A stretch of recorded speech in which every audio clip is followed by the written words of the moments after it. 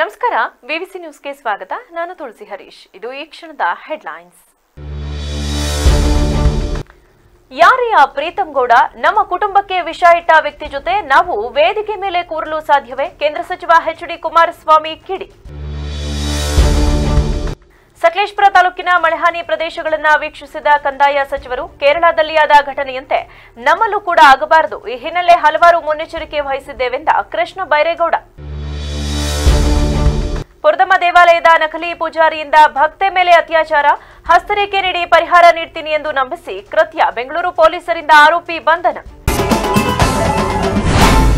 ಹಾಸನದ ಮಾಜಿ ಶಾಸಕ ಪ್ರೀತಂ ಗೌಡರನ್ನ ಪಾದಯಾತ್ರೆ ಸಭೆಗೆ ಕರೆಸಿದ್ದ ಬಗ್ಗೆ ತೀವ್ರ ಆಕ್ರೋಶ ವ್ಯಕ್ತಪಡಿಸಿದ ಕೇಂದ್ರ ಸಚಿವರು, ಜೆಡಿಎಸ್ ರಾಜ್ಯಾಧ್ಯಕ್ಷರೂ ಆಗಿರುವ ಎಚ್.ಡಿ. ಕುಮಾರಸ್ವಾಮಿ ಅವರು ದೇವೇಗೌಡರ ಕುಟುಂಬಕ್ಕೆ ವಿಷ ಇಟ್ಟವರೊಂದಿಗೆ ವೇದಿಕೆ ಹಂಚಿಕೊಳ್ಳಲು ಸಾಧ್ಯವೇ ಎಂದು ಪ್ರಶ್ನಿಸಿದ್ದಾರೆ.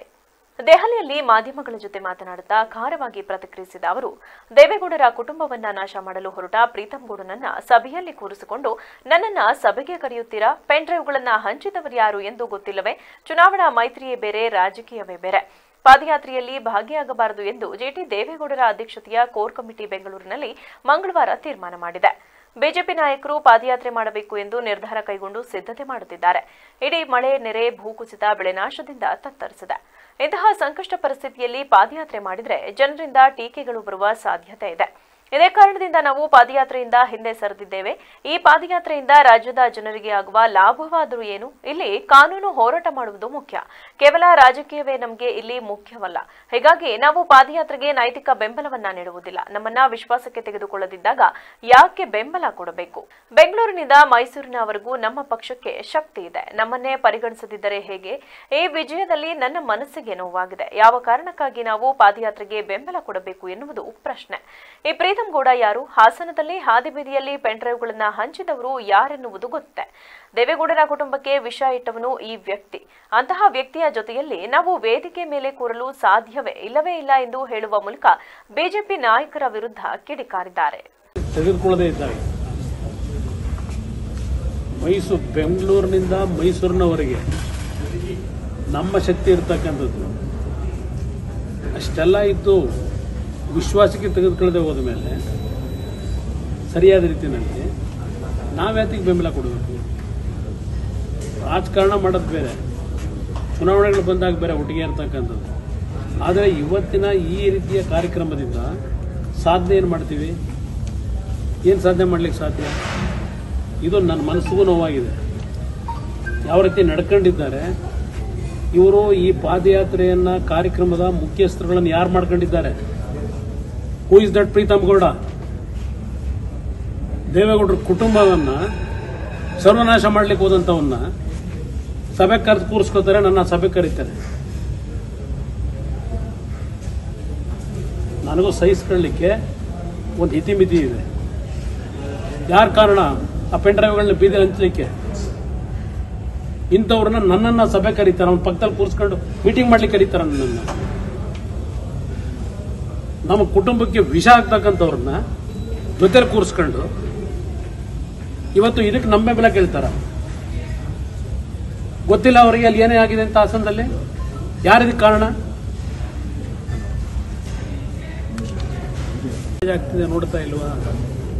ಇಷ್ಟೆಲ್ಲ ಕಂಡು ನಾವು ಇಂಥ ಒಂದು ಸಂದರ್ಭದಲ್ಲಿ ಯಾವುದೋ ಒಂದು ಪ್ರಕರಣ ಇಟ್ಟುಕೊಂಡು ನಾವು ಪಾದಯಾತ್ರೆ ಮಾಡ್ತಕ್ಕಂಥದ್ದು ಜನಸಾಮಾನ್ಯರ ಮನಸ್ಸಿನಲ್ಲಿ ಏನಾಗಬಹುದು ಅಂತಕ್ಕಂಥ ಹಿನ್ನೆಲೆಯಲ್ಲಿ ನಾವು ತೀರ್ಮಾನ ಮಾಡ್ಕೊಂಡಿದ್ದೇವೆ. ಜನರ ಒಂದು ಭಾವನೆಗಳು ಇವತ್ತು ಅವರ ನೋವಿಗೆ ನಾವು ಸ್ಪಂದಿಸಬೇಕಾದಂಥದ್ದೇನಿದೆ. ಇಂಥ ಸಂದರ್ಭದಲ್ಲಿ ರಾಜಕೀಯವೇ ನಮಗೆ ಪ್ರಾಮುಖ್ಯ ಅಲ್ಲ. ಇವತ್ತು ನಮಗೆ ಹಲವಾರು ಕುಟುಂಬಗಳು ಬೀದಿಗೆ ಬಂದಿದ್ದಾವೆ. ನೂರಾರು ಹಳ್ಳಿಗಳು ಉತ್ತರ ಕರ್ನಾಟಕದಲ್ಲಿ ಜಲಾವೃತವಾಗಿದೆ. ಇಂಥ ಸಂದರ್ಭದಲ್ಲಿ ನಾವು 10 ದಿವಸ ಪಾದಯಾತ್ರೆ ಹೋದರೆ ಅದು ಯಾರು ಮೆಟ್ತಾರೋ ಗೊತ್ತಿಲ್ಲ ನನಗೆ. ಕೇರಳದಲ್ಲಿ ಆದ ಘಟನೆಯಂತೆ ನಮ್ಮಲ್ಲೂ ಕೂಡ ಆಗಬಾರದು ಎಂದು ಹಲವಾರು ಮುನ್ನೆಚ್ಚರಿಕೆ ವಹಿಸಿದ್ದೇವೆ ಎಂದು ಕಂದಾಯ ಸಚಿವ ಕೃಷ್ಣ ಬೈರೇಗೌಡ ತಿಳಿಸಿದರು. ಸಕಲೇಶಪುರ ತಾಲೂಕಿನ ಮಳೆಹಾನಿ ಪ್ರದೇಶಗಳನ್ನು ವೀಕ್ಷಿಸಿದ ನಂತರ ಮಾತನಾಡಿದ ಅವರು, ಶಿರಾಡಿ ಘಾಟ್ ಸಮಸ್ಯೆ ಇವತ್ತು ನಿನ್ನೆಯದಲ್ಲ. ಕಳೆದ ಹಲವಾರು ವರ್ಷಗಳಿಂದ ಏನಾದರೂ ಒಂದು ಸಮಸ್ಯೆ ಬರುತ್ತಲೇ ಇರುತ್ತದೆ. ಅದೃಷ್ಟ ಚೆನ್ನಾಗಿತ್ತು, ಪೊಲೀಸ್, ಕಂದಾಯ ಇಲಾಖೆ ಹಾಗೂ ಎನ್ಎಚ್ಐ ಅವರು ಜಂಟಿಯಾಗಿ ಕಾರ್ಯಾಚರಣೆ ನಡೆಸಿ ಭೂಕುಸಿತದಿಂದ ಯಾವುದೇ ಜೀವಹಾನಿಯಾಗದಂತೆ ಎಚ್ಚರ ವಹಿಸಿದ್ದಾರೆ. ರಾಷ್ಟ್ರೀಯ ಹೆದ್ದಾರಿಯವರು ದೊಡ್ಡ ಇಂಜಿನಿಯರಿಂಗ್ ಚಾಲೆಂಜ್ ನಡುವೆ ಕೆಲಸ ಮಾಡುತ್ತಿದ್ದಾರೆ. ಕೇರಳ, ಉತ್ತರಾಖಂಡ್ನಂತೆ ಕರ್ನಾಟಕದಲ್ಲೂ ಅಲ್ಲಲ್ಲಿ ಭೂಕುಸಿತವಾಗಿದೆ. ಈ ನಿಟ್ಟಿನಲ್ಲಿ ನಮ್ಮ ಡಿಸೈನ್ ಪುನರ್ ಪರಿಶೀಲಿಸಬೇಕು. ಶಿರಾಡಿ ಘಾಟ್ ಕಾಮಗಾರಿಯಲ್ಲಿ 2 ಸಮಸ್ಯೆಗಳು ಎದ್ದು ಕಂಡಿದೆ. ಮೊದಲನೇದಾಗಿ 70 ರಿಂದ 100 ಅಡಿ ಎತ್ತರದ ಗುಡ್ಡಗಳನ್ನು ನೇರವಾಗಿ ಕಡಿಯಲಾಗಿದೆ. ಅದು ತಪ್ಪು. ಅಷ್ಟು ಎತ್ತರದ ಗುಡ್ಡಗಳನ್ನು ಸ್ಲೋಪ್ನಲ್ಲಿ ಕಡಿಯುವುದು ಕಷ್ಟ, ಏಕೆಂದರೆ ಈ ಭೂಮಿಯ ಪಕ್ಕದಲ್ಲಿ ಅರಣ್ಯ ಇಲಾಖೆ ಭೂಮಿ ಬರುತ್ತಿದೆ ಎಂದು ಗುತ್ತಿಗೆದಾರರು ಹೇಳುತ್ತಿದ್ದಾರೆ. ಮತ್ತು ತಡೆಗೋಡೆಗಳನ್ನ ಎತ್ತರದಲ್ಲಿ ಕಟ್ಟಬೇಕಿತ್ತು, ಆದರೆ ಕಟ್ಟಿಲ್ಲ. ಮತ್ತೊಂದು, ಕೆಲವು ಕಡೆ ರಸ್ತೆಗಳನ್ನ ಎತ್ತರ ಮಾಡಲಾಗಿದ್ದು, ಇಂತಹ ಕಡೆ ರಸ್ತೆ ಬದಿಯಲ್ಲಿ ಆರ್ಸಿಸಿ ಹಾಕುವ ಬದಲು ಕಲ್ಲಿನಿಂದ ತಡೆಗೋಡೆ ಕಟ್ಟಿದ್ದಾರೆ. ಇದು ತಡೆಯುವುದಿಲ್ಲ. ಜಿಯೋಲಾಜಿಕಲ್ ಸರ್ವೆ ಆಫ್ ಇಂಡಿಯಾ ಸಂಸ್ಥೆಗೆ ರಾಜ್ಯದ ಕೆಲವು ಹೆದ್ದಾರಿಗಳಲ್ಲಿ ಸರ್ವೆ ಮಾಡಲು ಹೇಳಿದ್ದೇನೆ, ಏಕೆಂದರೆ ರಸ್ತೆ ಡಿಸೈನ್ನಲ್ಲಿ ಬದಲಾವಣೆ ಬೇಕಾಗಿದೆ. ಭವಿಷ್ಯದಲ್ಲಿ ಯಾವುದೇ ತೊಂದರೆಯಾಗದಂತೆ ಎಚ್ಚರ ವಹಿಸಬೇಕು. ಹವಾಮಾನ ಬದಲಾವಣೆ ಮುಂದಿನ ದಿನಗಳಲ್ಲಿ ಸಾಮಾನ್ಯವಾಗಿದ್ದು, ಹಾನಿ ರಾಷ್ಟ್ರೀಯ ಹೆದ್ದಾರಿಗಳ ಜೊತೆಗೆ ರಾಜ್ಯ ಹೆದ್ದಾರಿಗಳಿಗೂ ಹಲವೆಡೆ ಹಾನಿಯಾಗಿದ್ದು, ಈ ಹಿನ್ನೆಲೆಯಲ್ಲಿ ರಾಜ್ಯ ಹೆದ್ದಾರಿಗಳಲ್ಲೂ ಡಿಸೈನ್ ಬದಲಾವಣೆಗೆ ಮುಖ್ಯಮಂತ್ರಿಗಳು ಈ ವರ್ಷ 100 ಕೋಟಿ ಅನುದಾನ ನೀಡುವ ಭರವಸೆ ನೀಡಿದ್ದಾರೆ. ಎನ್ಎಚ್ಐ ವಿರುದ್ಧ ಬೈದಾಡಿದರೆ ಸರಿಯಾಗಿ ಯಾವುದೇ ಪರಿಹಾರ ಸಿಗುವುದಿಲ್ಲ. ಅತ್ಯಂತ ಜಟಿಲವಾದ ಸಮಸ್ಯೆ ಇಲ್ಲಿದ್ದು, ಎಲ್ಲರೂ ಒಟ್ಟುಗೂಡಿ ಕೆಲಸ ಮಾಡಬೇಕು. ಅವರ ಸಹಕಾರ ತೆಗೆದುಕೊಂಡು ಈ ರೀತಿಯಾಗದಂತೆ ನೋಡಿಕೊಳ್ಳುತ್ತೇನೆ ಎಂದರು. ಕಂದಾಯ ಇಲಾಖೆಯವರು ಎಲ್ಲರೂ ಜಂಟಿಯಾಗಿ ಪ್ರಯತ್ನ ಮಾಡಿ ಎಲ್ಲ ಗಾಡಿಗಳನ್ನು ಕೂಡ ಸೇಫ್ ಆಗಿ ತೆಗೆದಿದ್ದಾರೆ. ಮತ್ತು ಯಾರಿಗೂ ಪ್ರಾಣಕ್ಕೆ ಆಗಲಿ ಅಥವಾ ಏನು ತೊಂದರೆನೂ ಕೂಡ ಆಗದೇ ಇರೋದು ಏನೋ ನಮ್ಮ ಅದೃಷ್ಟ ಅಂತ ಹೇಳ್ಬೋದು. ಈ ರಾಷ್ಟ್ರೀಯ ಹೆದ್ದಾರಿ 75 ಇದು ಕೆಲಸ ಕಾಮಗಾರಿ ನಡೆದಿದೆ, ಭಾಳ ವರ್ಷಗಳಿಂದ ನಡೆದಿದೆ. ಶಿರಾಡಿ ಘಾಟ್ನ ಒಂದು ಕತೆ ಇವತ್ತಿಂದಲ್ಲ, ಇದು ಹೇಳಲಿಕ್ಕೆ ನಮಗೂ ಬೇಜಾರು. ಕಳೆದ 20 ವರ್ಷ ನಾನು ಸಾರ್ವಜನಿಕ ಜೀವನಕ್ಕೆ ಬಂದಾಗಿಂದನೂ ಕೂಡ ಶಿರಾಡಿ ಘಾಟ್ನಲ್ಲಿ ನಾನಾ ರೀತಿಯ ತೊಂದರೆಗಳನ್ನು ನಾವು ಅನುಭವಿಸ್ತಾನೇ ಇದ್ದೇವೆ. ಈಗ ನ್ಯಾಷನಲ್ ಹೈವೇನವರು ಈ ಕಷ್ಟಕರವಾದಂಥ ಪರಿಸ್ಥಿತಿಯಲ್ಲಿ ರಾಷ್ಟ್ರೀಯ ಹೆದ್ದಾರಿಯನ್ನು ನಿರ್ಮಾಣ ಮಾಡ್ತಾ ಇದ್ದಾರೆ. ಇಲ್ಲಿ ಈ ಶಿರಾಡಿ ಘಾಟ್ನಲ್ಲಿ ರಸ್ತೆ ನಿರ್ಮಾಣ ಮಾಡುವಂಥದ್ದೇ ಒಂದು ದೊಡ್ಡ ಇಂಜಿನಿಯರಿಂಗ್ ಚಾಲೆಂಜ್ ಅಂತ ನಾವು ಹೇಳ್ಬೋದು. ಅದರ ನಡುವೆನೂ ಕೂಡ ಅವರು ಕೆಲಸ ಮಾಡ್ತಾ ಇದ್ದಾರೆ. ಅದರ ಜೊತೆಗೆ ಇತ್ತೀಚಿನ ವರ್ಷಗಳಲ್ಲಿ ನಾವು ನೋಡಿದಾಗೆ ನಮ್ಮ ಕರ್ನಾಟಕದಲ್ಲಿ ಅಷ್ಟೇ ಅಲ್ಲ, ಈಗ ಕೇರಳದಲ್ಲೂ ನಾವು ನೋಡಿದ್ದೇವೆ, ಉತ್ತರಾಖಂಡಲ್ಲಾಗಲಿ ಸುಮಾರು ರಾಜ್ಯಗಳಲ್ಲಿ ಭೂಕುಸಿತ ಆಗ್ತಕ್ಕಂಥದ್ದು ನಾವು ಗಮನಿಸ್ತಾ ಇದ್ದೇವೆ. ಇದರ ಹಿನ್ನೆಲೆಯಲ್ಲಿ ಸ್ವಲ್ಪ ನಮ್ಮ ಡಿಸೈನು ಇದನ್ನೇ ನಾವು ಪುನರ್ ಪರಿಶೀಲನೆ ಮಾಡಬೇಕಾಗತ್ತೆ. ಇಲ್ಲಿ ಶಿರಾಡಿ ಘಾಟ್ನಲ್ಲಿ 2 ರೀತಿಯ ಸಮಸ್ಯೆಗಳನ್ನು ನಾನು ಗಮನಿಸಿದ್ದೇನೆ. ಇದನ್ನು ರಾಷ್ಟ್ರೀಯ ಹೆದ್ದಾರಿವರೆಗೂ ನಾನು ತಿಳಿಸಿದ್ದೇನೆ. ಮುಖ್ಯಮಂತ್ರಿಗಳ ಕಡೆಯಿಂದನೂ ನಾವು ಪತ್ರ ಬರೆದು ಕೂಡ ತಿಳಿಸ್ತೇವೆ. 2 ಸಮಸ್ಯೆ ಏನಂದರೆ, ಒಂದು ಭಾಳ ಕಡಿದಾಗಿ ನಾವು ಗುಡ್ಡಗಳನ್ನು ಕಡಿದಿರ್ತಕ್ಕಂಥದ್ದು. ಕಡಿದು ಅಂತ ಹೇಳಿದ್ರೆ ಭಾಳ ಸ್ಟೀಪಾಗಿ, ಆಲ್ಮೋಸ್ಟ್ ಈ ಥರ ನೇರವಾಗಿ ಗುಡ್ಡಗಳನ್ನು ಕಡಿದಿದ್ದೇವೆ. ಅದೂ ಕೂಡ 30 ಅಡಿಯಷ್ಟು ಹೈಟ್ ಇದ್ದರೆ ಪರವಾಗಿಲ್ಲ, ಇಲ್ಲೆಲ್ಲ 50 ಅಡಿ, 70 ಅಡಿ, 80 ಅಡಿ, 100 ಅಡಿ ಹೈಟ್ವರೆಗೂ ಕೂಡ ಗುಡ್ಡವನ್ನು ಕಡಿದಿದ್ದೇವೆ. ಅದನ್ನು ಸ್ಲೋಪ್ ಕೊಡೋದಕ್ಕೆ ಪಕ್ಕದಲ್ಲಿ ಫಾರೆಸ್ಟ್ ಲ್ಯಾಂಡ್ ಬರುತ್ತೆ. ಫಾರೆಸ್ಟಲ್ಲಿ ನಾವು ವೈಡನ್ ಮಾಡೋದು ಭಾಳ ಕಷ್ಟ ಇದೆ. ಈ ಸಂದರ್ಭದಲ್ಲಿ ಶಾಸಕ ಸಿಮೆಂಟ್ ಮಂಜು, ಜಿಲ್ಲಾಧಿಕಾರಿ ಸತ್ಯಭಾಮ, ಹೆಚ್ಚುವರಿ ಜಿಲ್ಲಾಧಿಕಾರಿ ಶಾಂತಲಾ, ಜಿಲ್ಲಾ ಪಂಚಾಯತ್ ಸಿಇಒ ಪೂರ್ಣಿಮಾ, ರಾಷ್ಟ್ರೀಯ ಹೆದ್ದಾರಿ ಪ್ರಾಧಿಕಾರ ಯೋಜನಾ ನಿರ್ದೇಶಕ ಪ್ರವೀಣ್, ಉಪವಿಭಾಗಾಧಿಕಾರಿ ಡಾಕ್ಟರ್ ಶ್ರುತಿ ಸೇರಿದಂತೆ ಇತರರು ಹಾಜರಿದ್ದರು. ದೋಷ ನಿವಾರಣೆ ನೆಪದಲ್ಲಿ ಯುವತಿಯೊಬ್ಬಳ ಮೇಲೆ ಅತ್ಯಾಚಾರ ಎಸಗಿದ ಆರೋಪದ ಮೇಲೆ ಪುರದಮ್ಮ ದೇವಾಲಯದ ಪೂಜಾರಿ ಎಂದೇ ಹೇಳಿಕೊಂಡು ಜನರನ್ನ ವಂಚಿಸುತ್ತಿದ್ದ ದಯಾನಂದ ಎಂಬುವವರನ್ನ ಬಾಗಲಗುಂಟೆ ಪೊಲೀಸರು ಬಂಧನಕ್ಕೊಳಪಡಿಸಿದ್ದಾರೆ. ಬಂಧಿತನನ್ನ ಹಾಸನ ಜಿಲ್ಲೆ ಅರಸೀಕೆರೆ ನಿವಾಸಿ ದಯಾನಂದ್ ಎಂದು ಗುರುತಿಸಲಾಗಿದೆ. ಈತ ಅರಸೀಕೆರೆಯ ತನ್ನ ಮನೆಯಲ್ಲೇ ಪೂಜೆ ಕೊಠಡಿಯೊಂದನ್ನು ನಿರ್ಮಿಸಿಕೊಂಡು ನಾನು ಪುರದಮ್ಮ ದೇವಾಲಯದ ಪೂಜಾರಿ ಎಂದು ಹೇಳಿಕೊಂಡು ತಿರುಗುತ್ತಿದ್ದ ಎನ್ನಲಾಗಿದ್ದು, ಪ್ರತಿ ಅಮಾವಾಸ್ಯೆಯಂದು ಹಾಸನದ ಮೂಲ ಪುರದಮ್ಮ ದೇವಾಲಯಕ್ಕೆ ಪೀಠವೊಂದನ್ನು ತೆಗೆದುಕೊಂಡು ಹೋಗಿ ಪೂಜೆ ಸಲ್ಲಿಸುತ್ತಿದ್ದನಂತೆ. ಇದಕ್ಕೆ ದೇವಸ್ಥಾನ ಆಡಳಿತ ಮಂಡಳಿಯವರು ಸಾಕಷ್ಟು ಬಾರಿ ವಿರೋಧ ವ್ಯಕ್ತಪಡಿಸಿದ್ದಾರೆ ಎನ್ನಲಾಗಿದೆ. ಇನ್ನು ದೂರುದಾರ ಯುವತಿಯು ಆರೋಪಿ ಪೂಜಾರಿ ಇದ್ದ ದೇವಸ್ಥಾನದ ಭಕ್ತೆಯಾಗಿದ್ದು ಆಗಾಗ ಹೋಗಿ ಬರುತ್ತಿದ್ದಳು. ಈ ವೇಳೆ ದೂರುದಾರಳ ಹಸ್ತರೇಖೆ ನೋಡಿದ್ದ ಆರೋಪಿ, ನಿನಗೆ ವಿವಾಹ ಕಂಟಕವಿದೆ, ಅದರ ನಿವಾರಣೆಗಾಗಿ ಪೂಜೆ ಮಾಡುತ್ತೇನೆ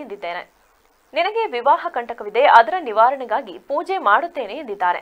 ಬಳಿಕ ಏಪ್ರಿಲ್ ತಿಂಗಳಿನಲ್ಲಿ ಬೆಂಗಳೂರಿಗೆ ಬಂದಿದ್ದ ಆರೋಪಿ ದೂರುದಾರಳಿಗೆ ಮಂತ್ರಿಸಿದ ನಿಂಬೆಹಣ್ಣು ನೀಡಿ 10,000 ರು ಹಣ ಪಡೆದಿದ್ದ. ಮಂತ್ರಿಸಿದ ನಿಂಬೆಹಣ್ಣು ಪಡೆದ ಬಳಿಕ ಧನಾತ್ಮಕ ಬದಲಾವಣೆಗಳಾಗಿವೆ ಎಂದು ದೂರುದಾರಳು ಹೇಳಿಕೊಂಡಾಗ ಮಂತ್ರಿಸಿದ ದೇವರ ತಾಳಿ ನೀಡುತ್ತೇನೆ ಎಂದಿದ್ದ ಆರೋಪಿ ಮೇ ತಿಂಗಳಿನಲ್ಲಿ ದೂರುದಾರಳನ್ನ ಎಚ್ಎಸ್ಆರ್ ಲೇಔಟಿನ ಬಳಿ ಕರೆಸಿಕೊಂಡಿದ್ದ. ಬಳಿಕ ತಾನೇ ಪಿಜಿ ಬಳಿ ಡ್ರಾಪ್ ಮಾಡುವುದಾಗಿ ಕಾರಿನಲ್ಲಿ ಕೂರಿಸಿಕೊಂಡು ಬಲವಂತವಾಗಿ ದೇವರ ತಾಳಿಯನ್ನ ದೂರುದಾರನ ಕತ್ತಿಗೆಗೆ ತೊಡಿಸಿ ಫೋಟೋ ಕ್ಲಿಕ್ಕಿಸಿಕೊಂಡಿದ್ದ. ನಂತರ ಮಾರ್ಗ ಮಧ್ಯದಲ್ಲಿ ಕಾರು ನಿಲ್ಲಿಸಿ ಆಕೆಯ ಮೇಲೆ ಅತ್ಯಾಚಾರ ಎಸಗಿದ್ದ. ಇದಾದ ಬಳಿಕವೂ ತನ್ನ ಚಾಳಿ ಮುಂದುವರೆಸಿದ ಆರೋಪಿ ಮಾಫ್ ಮಾಡಿರುವ ಫೋಟೋಗಳನ್ನು ಸಾಮಾಜಿಕ ಜಾಲತಾಣಗಳಲ್ಲಿ ಪ್ರಕಟಿಸುವುದಾಗಿ ಯುವತಿಯನ್ನ ಬೆದರಿಸಿ ಆಕೆಯ ಮೇಲೆ ಆಗಾಗ ಅತ್ಯಾಚಾರ ಎಸಗಿದ್ದ. ಜುಲೈ 26ರಂದು ಎಲೆಕ್ಟ್ರಾನಿಕ್ ಸಿಟಿಗೆ ಬಂದಿರುವ ಆರೋಪಿ ಯುವತಿಯನ್ನ ಮೆಜೆಸ್ಟಿಕ್ ಲಾಡ್ಜ್ಗೆ ಕರೆದುಕೊಂಡು ಅಲ್ಲಿಯೂ ಬೆದರಿಸಿ ಅತ್ಯಾಚಾರ ಎಸಗಿದ್ದಾನೆ. ಅಲ್ಲದೆ ರು 86,000 ಹಣವನ್ನ ಸುಲಿಗೆ ಮಾಡಿದ್ದಾನೆ. ಆರೋಪಿಯ ಉಪಟಳ ತಾಳಲಾರದೆ ಯುವತಿ ಕೊನೆಗೆ ಬಾಗಲಕೋಟೆ ಪೊಲೀಸ್ ಠಾಣಾ ಮೆಟ್ಟಿಲೇರಿದ್ದಳು. ಅದರನ್ವಯ ಪ್ರಕರಣ ದಾಖಲಿಸಿಕೊಂಡ ಪೊಲೀಸರು ಆರೋಪಿಯನ್ನ ಬಂಧಿಸಿರುವುದಾಗಿ ತಿಳಿಸಿದ್ದಾರೆ. ಆಗಸ್ಟ್ 4ರಂದು ಚನ್ನರಾಯಪಟ್ಟಣ ನವೋದಯ ವಿದ್ಯಾಸಂಸ್ಥೆಯ ನಿರ್ದೇಶಕ ಸ್ಥಾನಗಳಿಗೆ ಚುನಾವಣೆ ನಡೆಯಲಿದ್ದು, ಅಳಿವೆಂಚಿನಲ್ಲಿರುವ ಶಾಲೆಯ ಉಳಿಸುವ ಮಹತ್ವದ ಜವಾಬ್ದಾರಿ ಮತದಾರರ ಮೇಲಿದೆ. ಪಟ್ಟಣದ ಮೈಸೂರು ರಸ್ತೆಯ ಹಾಗೂ ರಾಷ್ಟ್ರೀಯ ಹೆದ್ದಾರಿಯಲ್ಲಿ ಹಾದು ಹೋಗುವಂತೆ ಇರುವ ನವೋದಯ ವಿದ್ಯಾಸಂಸ್ಥೆಯು ಸ್ವಾತಂತ್ರ್ಯ ಪೂರ್ವದಲ್ಲಿ 1944ರಲ್ಲಿ ಬಡ ವಿದ್ಯಾರ್ಥಿಗಳ ವಿದ್ಯಾಭ್ಯಾಸಕ್ಕಾಗಿ ಕೆಲ ಮಹನೀಯರುಗಳಾದ ಶ್ರೀಯುತ ಎಚ್.ಎನ್. ನರಸಣ್ಣ, ಶ್ರೀಯುತ ಅಂಕಂ ಸಂಜೀವ ಶೆಟ್ರು, ಶ್ರೀಯುತ ಪಂಡಿತ್ ಶ್ರೀನಿವಾಸ್ ಅಯ್ಯಂಗಾರ್, ಶ್ರೀಯುತ ಎ.ಜಿ. ರಾಮಚಂದ್ರ ರಾವ್ ಈ ವಿದ್ಯಾಸಂಸ್ಥೆ ಸ್ಥಾಪನೆ ಮಾಡಿದರು. ಇದರ ಹಿನ್ನೆಲೆ ಅಂದಿನ ಕಾಲದಲ್ಲಿ ಕೂಲಿ ಮಠಕ್ಕೆ ತೆರಳಿ ಕೆಲಸ ಕಾರ್ಯಗಳನ್ನು ನಿರ್ವಹಿಸಿ ನಂತರ ಪಾಠ ಪ್ರವಚನಗಳನ್ನು ಕೇಳುವ ಪರಿಸ್ಥಿತಿ ನಿರ್ಮಾಣವಾಗಿತ್ತು. ಈ ಪರಿಸ್ಥಿತಿಯನ್ನು ದೂರ ಮಾಡುವ ಸಲುವಾಗಿ ಅದು ನವೋದಯ ವಿದ್ಯಾಸಂಸ್ಥೆಯ ಸ್ಥಾಪಕರು ನಿವೇಶನವನ್ನ ನೀಡಿದ್ರು. ಇನ್ನು ಕೆಲವರು ದೇಣಿಗೆ ರೂಪದಲ್ಲಿ ಹಣ ಸಂಗ್ರಹಿಸಿ ವಿದ್ಯಾಸಂಸ್ಥೆಯ ಏಳಿಗೆಗಾಗಿ ಶ್ರಮಿಸಿದರು. ಅದರಲ್ಲೂ ಶ್ರೀ ವಿದ್ಯಾಸಂಸ್ಥೆಯು ಸರಿಸುಮಾರು 7 ಎಕರೆಯ ಜಾಗವನ್ನು ಒಳಗೊಂಡಂತೆ ಪಟ್ಟಣದ ಮಧ್ಯಭಾಗದಲ್ಲಿ ಸ್ಥಾಪಿತಗೊಂಡಿದೆ. ಈ ವಿದ್ಯಾಸಂಸ್ಥೆಯಲ್ಲಿ ಲಕ್ಷಾಂತರ ವಿದ್ಯಾರ್ಥಿಗಳು ವಿದ್ಯಾಭ್ಯಾಸ ಪಡೆದಿದ್ದಾರೆ. ಅದರಲ್ಲೂ ಕೂಡ ವಿಶೇಷವಾಗಿ ಅದೇ ವಿದ್ಯಾಸಂಸ್ಥೆಯಲ್ಲಿ ಅನೇಕರು ಶಿಕ್ಷಕ ವೃತ್ತಿಯನ್ನು ಅಲಂಕರಿಸಿದ್ದಾರೆ. ಹಾಗೂ ಇನ್ನು ಲಕ್ಷಾಂತರ ಮಂದಿ ಕೆಲವರು ರಾಜ್ಯ, ಹೊರರಾಜ್ಯ, ಹೊರದೇಶ, ಹೊರಭಾಗಗಳಲ್ಲಿ ಉನ್ನತ ಹುದ್ದೆಗಳನ್ನು ಅಲಂಕರಿಸಿ ಕೆಲಸ ನಿರ್ವಹಿಸುತ್ತಿದ್ದಾರೆ. ಈ ಶಾಲೆಗೆ ತನ್ನದೇ ಆದ ಇತಿಹಾಸವನ್ನು ಒಳಗೊಂಡಿದೆ. ಈ ಇತಿಹಾಸವನ್ನ ತಾಲೂಕಿನಲ್ಲಿ ಹೇಳಲು ಮತ್ತು ತಿಳಿದುಕೊಳ್ಳಲು ಒಂದು ರೀತಿಯ ಸಾಧನೆಯ ವಿಚಾರವಾಗಿದೆ. ಈ ವಿಚಾರವನ್ನ ಅನೇಕ ಲೇಖಕರು ಮತ್ತು ಸಾಹಿತಿಗಳು ಹಾಡಿ ಹೋಗಲಿದ್ದಾರೆ. ಇತ್ತೀಚಿನ ದಿನಮಾನಗಳಲ್ಲಿ ಈ ಶಾಲೆಗೆ ಕೆಲ ಮಹಾನ್ ರಾಜಕೀಯ ದುರುಣಿಯ ಮಧ್ಯಪ್ರವೇಶಿಸಿ ಈ ವಿದ್ಯಾಸಂಸ್ಥೆಯನ್ನ ಕೈಗೊಂಬೆಯಾಗಿ ಮತ್ತು ಕೈ ಹಿಡಿತದಿಂದ ಇಟ್ಟುಕೊಂಡು ವಿದ್ಯಾಸಂಸ್ಥೆಯನ್ನ ಬಹಳಷ್ಟು ದುಸ್ಥಿತಿಗೆ ತಲುಪಿಸಲಾಗಿದೆ. ಇದೇ ದುಸ್ಥಿತಿಯನ್ನ ಇನ್ನು ಮುಂದೆ ನಿರ್ವಹಣೆ ಮಾಡಲು ಬಹಳ ಹರಸಾಹಸ ಪಡಬೇಕಾದ ಪರಿಸ್ಥಿತಿ ನಿರ್ಮಾಣವಾಗಿದೆ. ಈ ಪರಿಸ್ಥಿತಿಯನ್ನ ನಿರ್ವಹಿಸಲು ಮುಂದೆ ನವೋದಯ ವಿದ್ಯಾಸಂಸ್ಥೆಯ ಮತದಾರರು ತಮ್ಮ ಮತವನ್ನ ಯಾವುದೋ ಓಲೈಕೆಗಾಗಿ ಮತ ಹಾಕದೆ ಉತ್ತಮರನ್ನ ಆಯ್ಕೆ ಮಾಡಬೇಕಿದೆ. ಇದನ್ನು ಮೀರಿ ಆಸೆ ಆಮಿಷಕ್ಕೆ ಏನಾದರೂ ಒಳಗಾಗಿ ಸೂಕ್ತ ಅಭ್ಯರ್ಥಿಯನ್ನ ಆಯ್ಕೆ ಮಾಡದೆ ಮತ ಚಲಾಯಿಸಿದ ಪಕ್ಷದಲ್ಲಿ ಈ ವಿದ್ಯಾಸಂಸ್ಥೆಯನ್ನ ಮುಚ್ಚುವ ಪರಿಸ್ಥಿತಿ ಕೆಲವೇ ದಿನಗಳಲ್ಲಿ ನಿರ್ಮಾಣವಾಗುತ್ತದೆ. ಮತದಾರರು ಇದನ್ನ ಮನಗೊಂಡು ಉತ್ತಮ ನಿರ್ದೇಶಕರನ್ನ ಆಯ್ಕೆ ಮಾಡುವ ಕಾರ್ಯದಲ್ಲಿ ಜಾಗೃತಿ ವಹಿಸಬೇಕು. ಇಲ್ಲದೆ ಹೋದ ಪಕ್ಷದಲ್ಲಿ ಈ ವಿದ್ಯಾಸಂಸ್ಥೆಯ ಇತಿಹಾಸವನ್ನ ಮೊಟಕುಗೊಳಿಸಿ ಈ ವಿದ್ಯಾಸಂಸ್ಥೆಯನ್ನ ಖಾಸಗಿ ವ್ಯಕ್ತಿಗಳಿಗೆ ನೀಡುವ ನಿರ್ಣಯ ಕೈಗೊಳ್ಳಬೇಕಾದ ದುಸ್ಥಿತಿ ನಿರ್ಮಾಣವಾಗಿದ್ರೂ ಅಚ್ಚರಿ ಪಡುವಂತಿಲ್ಲ. ಈ ಹಿಂದೆ ಈ ವಿದ್ಯಾಸಂಸ್ಥೆಯಲ್ಲಿ ಶಿಕ್ಷಣ ಪಡೆಯಲು ವಿದ್ಯಾರ್ಥಿಗಳು ಮುಗಿಬೀಳುವ ಪರಿಸ್ಥಿತಿ ನಿರ್ಮಾಣವಾಗಿತ್ತು. ಆದರೆ ಇಂದು ವಿದ್ಯಾಸಂಸ್ಥೆಯ ಆಡಳಿತ ಮಂಡಳಿ ಅವರೇ ವಿದ್ಯಾರ್ಥಿಗಳನ್ನು ಅರಸೆ ಕರೆತಂದು ಪಾಠ ಪ್ರವಚನ ಮಾಡುವ ಪರಿಸ್ಥಿತಿ ನಿರ್ಮಾಣವಾಗಿದೆ. ನವೋದಯ ವಿದ್ಯಾಸಂಸ್ಥೆಯ ಕ್ಷೇಮಾಭಿವೃದ್ಧಿಗಾಗಿ ಅಂದು ಸಾರ್ವಜನಿಕರಿಂದ ಶೇರ್ ರೂಪದಲ್ಲಿ ಹಣವನ್ನು ಸಂಗ್ರಹಿಸಲಾಯಿತು. ಈ ಹಣದಿಂದ ವಿದ್ಯಾಸಂಸ್ಥೆಯನ್ನ ಆಡಳಿತ ಮಂಡಳಿಯ ನಿರ್ವಹಣೆಯಲ್ಲಿ ತೊಡಗಿಸಿಕೊಳ್ಳಲಾಗಿದೆ. ಈ ವಿದ್ಯಾಸಂಸ್ಥೆಯ ಉಳಿವಿಗೆ ಒಟ್ಟಾರೆ 2518 ಮತದಾರರನ್ನ ಒಳಗೊಂಡಿದೆ. ಅದರಲ್ಲಿ ಕೆಲವರು ಮರಣ ಹೊಂದಿದ್ದಾರೆ. ಈ ಮತದಾರರನ್ನ ಆಧರಿಸಿ ಒಟ್ಟು 13 ಆಡಳಿತ ಮಂಡಳಿಯ ನಿರ್ದೇಶಕರ ಸ್ಥಾನಗಳಿಗೆ ಚುನಾವಣೆ ಪ್ರಕ್ರಿಯೆಯನ್ನು ನಡೆಸಲಾಗಿದೆ. ಈ ವಿದ್ಯಾಸಂಸ್ಥೆಗೆ ಇಂದು ಉತ್ತಮವಾದ ಪ್ರಜ್ಞಾವಂತ ಯುವಕರು ಹಾಗೂ ವಿದ್ಯಾವಂತ ವ್ಯಕ್ತಿತ್ವ ಹೊಂದಿರುವ ನಿರ್ದೇಶಕರನ್ನ ಆಯ್ಕೆ ಮಾಡುವ ದಿನಾಂಕವು ಈಗಾಗಲೇ ನಿಗದಿಯಾಗಿದ್ದು, ಆಗಸ್ಟ್ 4ರಂದು ಮತಗಟ್ಟೆಗೆ ತೆರಳಿ ಸೂಕ್ತ ಅಭ್ಯರ್ಥಿಗಳನ್ನು ಆಯ್ಕೆ ಮಾಡುವ ಜವಾಬ್ದಾರಿ ಮತದಾರರದ್ದು. ನಮ್ಮ ಊರಿನ ಪ್ರತಿಷ್ಠಿತ ವಿದ್ಯಾಸಂಸ್ಥೆಯಾದ ನವೋದಯ ವಿದ್ಯಾಸಂಸ್ಥೆ ಸುಮಾರು 90 ವರ್ಷಗಳ ಇತಿಹಾಸ ಇದೆ. ಅದನ್ನು ಕಟ್ಟುವುದಕ್ಕೆ ನಮ್ಮ ಊರಿನ ಹಿರಿಯರಾದ ಶ್ರೀನಿವಾಸ ಅಯ್ಯಂಗಾರರು, ಎ.ಜಿ. ರಾಮಚಂದ್ರ ರಾಯರು ಮತ್ತು ನರಸಣ್ಣವರು ಫ್ಯಾಮಿಲಿ ತುಂಬ ಅಪಾರವಾದ ಕೊಡುಗೆ ಕೊಟ್ಟಿದ್ದಾರೆ. ಈಗ ಆಗತಕ್ಕಂಥ ಅದಕ್ಕೆ ಬೆಲೆ ಕಟ್ಟಲಾಗಂಥ ಅದು ಆಸ್ತಿ, ಅದು ನಮ್ಮ ಊರಿಗೆ, ನಮ್ಮ ಜಿಲ್ಲೆಗೇನೆ ತುಂಬ ಒಳ್ಳೆಯ ಇತಿಹಾಸ ಇರತಕ್ಕಂಥ ಆ ಸ್ಕೂಲ್ನಲ್ಲಿ ಲಕ್ಷಾಂತರ ಜನರು ಓದಿದ್ದಾರೆ, ಲಕ್ಷಾಂತರ ಜನರು ಜೀವನ ಮಾಡಿಕೊಂಡಿದ್ದಾರೆ. ಅದರಲ್ಲಿ ಕಲ್ತ್ಕೊಂಡದ್ದು ಪ್ರತಿಯೊಂದನ್ನೇ. ಇತ್ತೀಚಿನ ದಿನಗಳಲ್ಲಿ ರಾಜಕೀಯದ ಹಾವಳಿ ಮತ್ತು ಮಿಸ್ಮ್ಯಾನೇಜ್ಮೆಂಟಿಂದ ಅದು ತುಂಬ ಶಿಥಿಲವಾದ ಸ್ಥಿತಿಗೆ ಹೋಗ್ಬಿಟ್ಟಿದೆ. ಕಂಟ್ರೋಲ್ಗೆ ಬರದ ಸ್ಥಿತಿ ಕೊಟ್ಟೋಗಿದೆ ಪೂರ್ತಿಯಂಗನೇ. ಅದು ಯಾಕಾಯಿತು ಒಟ್ಟಿನಲ್ಲಿ ಗೊತ್ತಿಲ್ಲ. ಇದು ಹಿಂದಿಂದೆಲ್ಲ ಮತ್ತೆ ಕೆರ್ಕೊಂಡು ಹೋದ್ರೆ ಅವಶ್ಯಕತೆ ಇಲ್ಲ. ಮೇಲಿನ ಶಾಲೆಗಳಲ್ಲಿ ಒಂದು 10-12 ರೂಮ್ಗಳು ತುಂಬ ಶಿಥಿಲವಾಗಿದ್ದು ಪಾಠ ಮಾಡೋ ಸ್ಥಿತಿಲೇ ಇಲ್ಲ. ಯಾವ ಮೂಮೆಂಟಲ್ಲಿ ಬೇಕಾದ್ರೂ ಕೂಸ್ಕೊಂಡು ಮಕ್ಕಳು ತಲೆ ಮೇಲೆ ಬೀಳುವಂಗಾಗಿ ಅದಕ್ಕೆ ಬಟ್ಟೆ ಹಾಕಿ ದಾರ ಹಾಕಿ ಕಟ್ಟಿದ್ದಾರೆ ಪೂರ್ತಿಯಂಗನೇ. ನರಸಮ್ಮಣ್ಣವರು, ಶ್ರೀನಿವಾಸ ಅಯ್ಯಂಗಾರರು, ಅಂಕಂ ಸಂಜೀವ್ ಶೆಟ್ರು, ಎ.ಜಿ. ರಾಮಚಂದ್ರರು ಅಂಥ ಮಹಾತ್ಮರು ಕಟ್ಟಿದಂಥ ಸಂಸ್ಥೆ. ಭಾಷಾ ಆ ಸಂಸ್ಥೆಯಲ್ಲಿ ಕೆಲಸ ಮಾಡಿದಂಥ ಪ್ರತಿಯೊಬ್ಬ ಗುರುಗೂ ಕೂಡ ಮಹಾಗುರುವಾಗುವಂಥವನು, ಮಕ್ಕಳ ಬಗ್ಗೆ ಪ್ರೀತಿ ಇಟ್ಕೊಂಡಿರೋಂಥನು, ಏನಾದರೂ ಕಲಿಸ್ಬೇಕು ಅನ್ನೋಂಥ ಉತ್ಕಟವಾದ ಆಸೆ ಇಟ್ಕೊಂಡಿರೋಂಥ ಗುರುಗಳಿದ್ದರು. ಭಾಷಾ ಆ ಶಾಲೆಗೆ ಓದಂಥ ವಿದ್ಯಾರ್ಥಿಗಳಿಂದು ನಾಡಿನ ಹೆಸರಾಂತ ವಿದ್ಯಾಸಂಸ್ಥೆ ಓದಂಥ ಇವತ್ತು ಡಾಕ್ಟರ್ಗಳಾಗಿದ್ದಾರೆ, ಇಂಜಿನಿಯರ್ಗಳಾಗಿದ್ದಾರೆ, IAS ಆಫೀಸರ್ಗಳಿದ್ದಾರೆ. ಇವರೆಲ್ಲರೂ ಕೂಡ ನವೋದಯ ವಿದ್ಯಾಸಂಸ್ಥೆ ಪ್ರೌಢಿಕೆಯಾಗಿ ಬಂದಂಥವ್ರು. ಆದರೆ ನವೋದಯ ವಿದ್ಯಾಸಂಸ್ಥೆ ಕಾಲಘಟ್ಟಕ್ಕೆ ತಕ್ಕ ಹಾಗೆ ಬದಲಾವಣೆಯನ್ನು ಕಾಣಲಿಲ್ಲ. ಇವತ್ತು ನವೋದಯ ವಿದ್ಯಾಸಂಸ್ಥೆ ಎಲ್ಲ ಕಡೆಗಳು ಶಿಥಿಲಾವಸ್ಥೆಯಲ್ಲಿದೆ. RCC ಬೀಳ್ತಾ ಇದೆ, ಕಿಟಕಿಗಳೇ ಇಲ್ಲ. ಅಲ್ಲಿ ವಿದ್ಯಾಸಂಸ್ಥೆಯಲ್ಲಿ ಪಾಠ ಮಾಡುವಂಥ ಶಿಕ್ಷಕರು ಏನಾಗಿದ್ದಾರೆ ಅಂದರೆ ಹಣ ಕೊಟ್ಟು ಬಂದಂಥವರಾಗಿದ್ದಾರೆ. ಒಂದೊಂದು ಶಿಕ್ಷಕ ಹುದ್ದೆಗೆ ಬೀಟು ಕೂಗಿ ಬಂದಂಥ 20 ಲಕ್ಷ 30 ಲಕ್ಷಕ್ಕೆ ಹಣವನ್ನು ಕಟ್ಟಿ ಬಂದಿದ್ದಾರೆ. ಅಂಥ ಶಿಕ್ಷಕರಿಂದ ಎಂಥ ಗುಣಮಟ್ಟದ ಶಿಕ್ಷಣವನ್ನು ನಿರೀಕ್ಷಣೆ ಮಾಡಲಿಕ್ಕೆ ಸಾಧ್ಯ? ಪ್ರತಿ ಕಾಲಘಟ್ಟಕ್ಕೆ ತಕ್ಕ ಹಾಗೆ ಬದಲಾವಣೆಯನ್ನು ಕಾಣಬೇಕು, ಕನಸುಗಳನ್ನ ಕಾಣಬೇಕು. ಮಕ್ಕಳುಗಳು ಈ ರಾಷ್ಟ್ರ ನಿರ್ಮಾಣ ಕಾರ್ಯದಲ್ಲಿ ಭಾಗವಹಿಸುವಂಥ ಮಕ್ಕಳನ್ನ ತಯಾರಿ ಮಾಡುವಂಥ ಒಬ್ಬ ಶಿಕ್ಷಕರನ್ನು ಇವತ್ತು ಅಂಥ ಮೌಲ್ಯಯುತ ಶಿಕ್ಷಕರು ಎಲ್ಲಿ ಹುಡುಕ್ಲಿಕ್ಕೆ ಸಾಧ್ಯ? ಇವತ್ತು ನವೋದಯ ವಿದ್ಯಾಸಂಸ್ಥೆಯಲ್ಲಿ ಅಂಥ ಶಿಕ್ಷಕರು ಬರಲಾಗಿದೆ. ಅದರಿಂದ ಕಾಲಘಟ್ಟಕ್ಕೆ ತಕ್ಕ ಹಾಗೆ ಬದಲಾವಣೆಯನ್ನು ಕಾಣುವಂಥ ಒಂದು ಈ 88 ವರ್ಷಗಳ ಇತಿಹಾಸ ಇರೋ ನವೋದಯ ಸಂಸ್ಥೆ ಅವತ್ತಿನ ಒಂದು 88 ವರ್ಷದ ಒಂದು ಇತಿಹಾಸದಲ್ಲಿ ನಾವು 89, 92, 88ನೇ ಇಸ್ವಿ, 89, 92 ನಾವು ಓದಬೇಕಾದ್ರೆ ಆ ಸಂಸ್ಥೆಗೆ ಏನಾದ್ರು ನಾವು ಅಡ್ಮಿಷನ್ ಆಗಬೇಕು ಅಂದರೆ ಶಿಫಾರಸು ಲೆಟ್ರ್ಗಳನ್ನ MLA ಇಂದ ಪ್ರತಿಷ್ಠಾ ವ್ಯಕ್ತಿಗಳನ್ನ ನಾವು ತೊಗೊಂಡೋಗ್ಬೇಕಾಗಿತ್ತು. ಇವತ್ತು ಆ ರೀತಿ ಇಲ್ಲ. ಅಂದರೆ ಆ ಒಂದು ಸಂಸ್ಥೆ ಯಾವ ರೀತಿ ಬಂದಿದೆ ಅಂದರೆ ಕಿಟಕಿ ಇದ್ದರೆ ಬಾಗಿಲಿಲ್ಲ, ಬಾಗಿಲಿದ್ರೆ ಕಿಟಕಿ ಇಲ್ಲ, ಚುರುಕಿ ಇಲ್ಲ, ಮಕ್ಕಳಿಗೆ ಒಂದು ಸೈಡಲ್ಲಿ ಅಲ್ಲೇ ಉದುರೋಗ್ತಾ ಇದೆ. ಒಂದು ಸ್ಪೋರ್ಟ್ಸ್ಗೆ, ಕ್ರೀಡೆಗೆ ಒಂದು ಒತ್ತು ಕೊಡ್ತಾ ಇಲ್ಲ. ಇವತ್ತು ನಾನೆಲ್ಲ ಆಮೇಲೆ ಶೌಚಾಲಯ ಯಾವುದೇ ರೀತಿಯಾದ ಬೇರೆ ವಿದ್ಯಾಸಂಸ್ಥೆಗಳು ನೋಡೋದಕ್ಕೆ ಇದಕ್ಕೂ ಭಾಳ ವ್ಯತ್ಯಾಸ ಕಾಣ್ತಾ ಇದೆ. ಆಮೇಲೆ ಮಕ್ಕಳಿಗೆ ಸ್ಪರ್ಧಾತ್ಮಕ ಪರೀಕ್ಷೆಗಳು ಅಂದರೆ CET ಇರ್ಬೋದು, NEET ಇರ್ಬೋದು, ಆ ಕೋಚಿಂಗ್ ಇಲ್ಲ. ಮತ್ತು ಹಿಂದುಳಿದ ವರ್ಗ, ಅಲ್ಪಸಂಖ್ಯಾತರು ಎಲ್ಲರೂ ಒಟ್ಟುಗೂಡಿಸಿಕೊಂಡು ಹೋಗ್ತಾ ಇರೋ ಒಂದು ಸಂಸ್ಥೆ ಅಂದರೆ ನವೋದಯ ವಿದ್ಯಾಸಂಸ್ಥೆ. ವರದಿ CV Lohith, BBC news, Channarayapatna. ಕನ್ನಡಿಗರಿಂದ ಆಯ್ಕೆಯಾಗಿರುವ ಸರ್ಕಾರವನ್ನ ಬುಡಮೇಲು ಮಾಡಲು ಬಿಜೆಪಿ ಜೆಡಿಎಸ್ ಇಬ್ಬರು ಸೇರಿ ಏನಾದರೂ ಮಾಡಿ ಯತ್ನಿಸುತ್ತಿದ್ದಾರೆ. ಅದಕ್ಕಾಗಿ ರಾಜಭವನವನ್ನ ದುರ್ಬಳಕೆ ಮಾಡಿಕೊಳ್ಳುತ್ತಿದ್ದಾರೆ. ರಾಜ್ಯಪಾಲರ ಕಚೇರಿಯನ್ನ ದುರುಪಯೋಗ ಪಡಿಸಿಕೊಂಡು ನಮ್ಮ ಸರ್ಕಾರವನ್ನ ಬುಡಮೇಲು ಮಾಡಲು ಹೋದರೆ ನಾವು ಸುಪ್ರೀಂ ಕೋರ್ಟ್ಗೆ ಹೋಗಿ ಹೋರಾಟ ಮಾಡುತ್ತೇವೆ ಎಂದು ಕಂದಾಯ ಸಚಿವ ಕೃಷ್ಣ ಬೈರೇಗೌಡ ಎಚ್ಚರಿಸಿದ್ದಾರೆ. ಹಾಸನ ಜಿಲ್ಲೆಯ ಸಕಲೇಶಪುರ ತಾಲೂಕಿನ ದೊಡ್ಡ ತಪ್ಪಲುವಿನಲ್ಲಿ ಭೂಕುಸಿತ ಸಂಭವಿಸಿದ ಸ್ಥಳಕ್ಕೆ ಭೇಟಿ ನೀಡಿದ ಸಂದರ್ಭದಲ್ಲಿ ಈ ಬಗ್ಗೆ ಮಾತನಾಡಿದ ಅವರು, ಬಿಜೆಪಿ ಜೆಡಿಎಸ್ ಇಬ್ಬರು ಸೇರಿ ಏನಾದರೂ ಮಾಡಿ ಕನ್ನಡಿಗರಿಂದ ಆಯ್ಕೆಯಾಗಿರುವ ಸರ್ಕಾರವನ್ನ ಬುಡಮೇಲು ಮಾಡಲು ಯತ್ನಿಸುತ್ತಿದ್ದಾರೆ. ಚುನಾಯಿತ ಸರ್ಕಾರವನ್ನ ಸಂವಿಧಾನ ವಿರುದ್ಧವಾಗಿ ಬುಡಮೇಲು ಮಾಡುವ ಪ್ರಯತ್ನ ಮಾಡುತ್ತಿದ್ದಾರೆ. ಇಡೀ ಬಿಜೆಪಿಯು ಪೊಲಿಟಿಕಲ್ ವಿಂಗ್ ಆಗಿದೆ. ಇಡಿಯವರು ಬಂದು ತಪ್ಪು ಮಾಡಿರುವವರಿಗೆ ರಕ್ಷಣೆ ಕೊಡುತ್ತೇವೆ, ನೀವು ಸಿಎಂ ಮೇಲೆ ಹೇಳಿಕೆ ಕೊಡಿ ಅಂತಾರೆ. ತಪ್ಪು ಮಾಡಿರುವವರನ್ನ ರಕ್ಷಣೆ ಮಾಡಿ ಹಗರಣ ಮುಚ್ಚಿ ಹಾಕಿ ಸಿಎಂ ತಲೆಗೆ ಕಟ್ಟಬೇಕು ಎನ್ನುವುದು ಅವರ ಉದ್ದೇಶ. ಹಗರಣದ ಹಿಂದೆ ಇರುವವರನ್ನ ಪತ್ತೆ ಮಾಡಿ ಶಿಕ್ಷೆ ಕೊಡಲು ಅವರು ಬಂದಿಲ್ಲ. ಈ ಹಗರಣವನ್ನ ಉಪಯೋಗಿಸಿಕೊಂಡು ನಮ್ಮ ರಾಜ್ಯದಲ್ಲಿರುವ ಸರ್ಕಾರವನ್ನ ಬುಡಮೇಲು ಮಾಡಬೇಕು ಎನ್ನುವುದು ಅವರ ಉದ್ದೇಶ. ಬೇರೆ ರಾಜ್ಯಗಳಲ್ಲೂ ಇದೇ ರೀತಿ ಇಡಿ ಉಪಯೋಗಿಸಿಕೊಂಡು ಸರ್ಕಾರ ಅಸ್ಥಿರಗೊಳಿಸಿದ್ದಾರೆ. ಕರ್ನಾಟಕದಲ್ಲೂ ತನಿಖಾ ಸಂಸ್ಥೆಯನ್ನು ಉಪಯೋಗಿಸಿಕೊಂಡು ನಮ್ಮ ಸರ್ಕಾರವನ್ನ ಬುಡಮೇಲು ಮಾಡಲು ಕುತಂತ್ರದಿಂದ ಹೊರಟಿದ್ದಾರೆ. ಚುನಾವಣೆ ಮುಗಿದ ಮೇಲೆ ಏನಾದರೂ ಮಾಡಿ ಸರ್ಕಾರ ಬೀಳಿಸಲು ಪ್ರಯತ್ನ ಮಾಡುತ್ತಿದ್ದಾರೆ. ಕಲ್ಲೇಶ್ ಎನ್ನುವ ಅಧಿಕಾರಿಗೆ ಸಿಎಂ ವಿರುದ್ಧ ಹೇಳಿಕೆ ಕೊಡಲಿಲ್ಲ ಎಂದರೆ 7 ವರ್ಷ ಜೈಲಿಗೆ ಹಾಕ್ತೀವಿ ಎಂದು ಹೆದರಿಸುತ್ತಿದ್ದಾರೆ.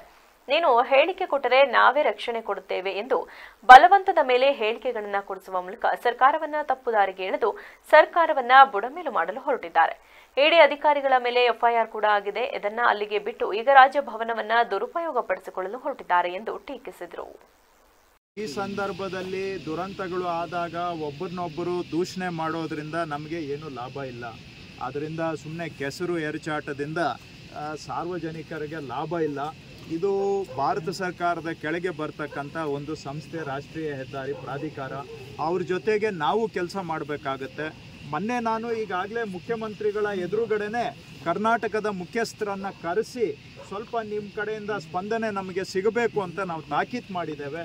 ನಾನು ಮತ್ತೆ ವಾಪಸ್ ಹೋಗಿ ನಾಳೆ ಅವ್ರನ್ನ ಕರೆಸಿ ಸ್ವಲ್ಪ ಹೆಚ್ಚಾಗಿ ಅವರ ಕಡೆಯಿಂದ ಸಹಕಾರ ಸ್ಪಂದನೆ ಸಿಗುವಂಥ ರೀತಿಯಲ್ಲಿ ನಾವು ಕೂಡ ಪ್ರಯತ್ನ ಮಾಡ್ತೇವೆ.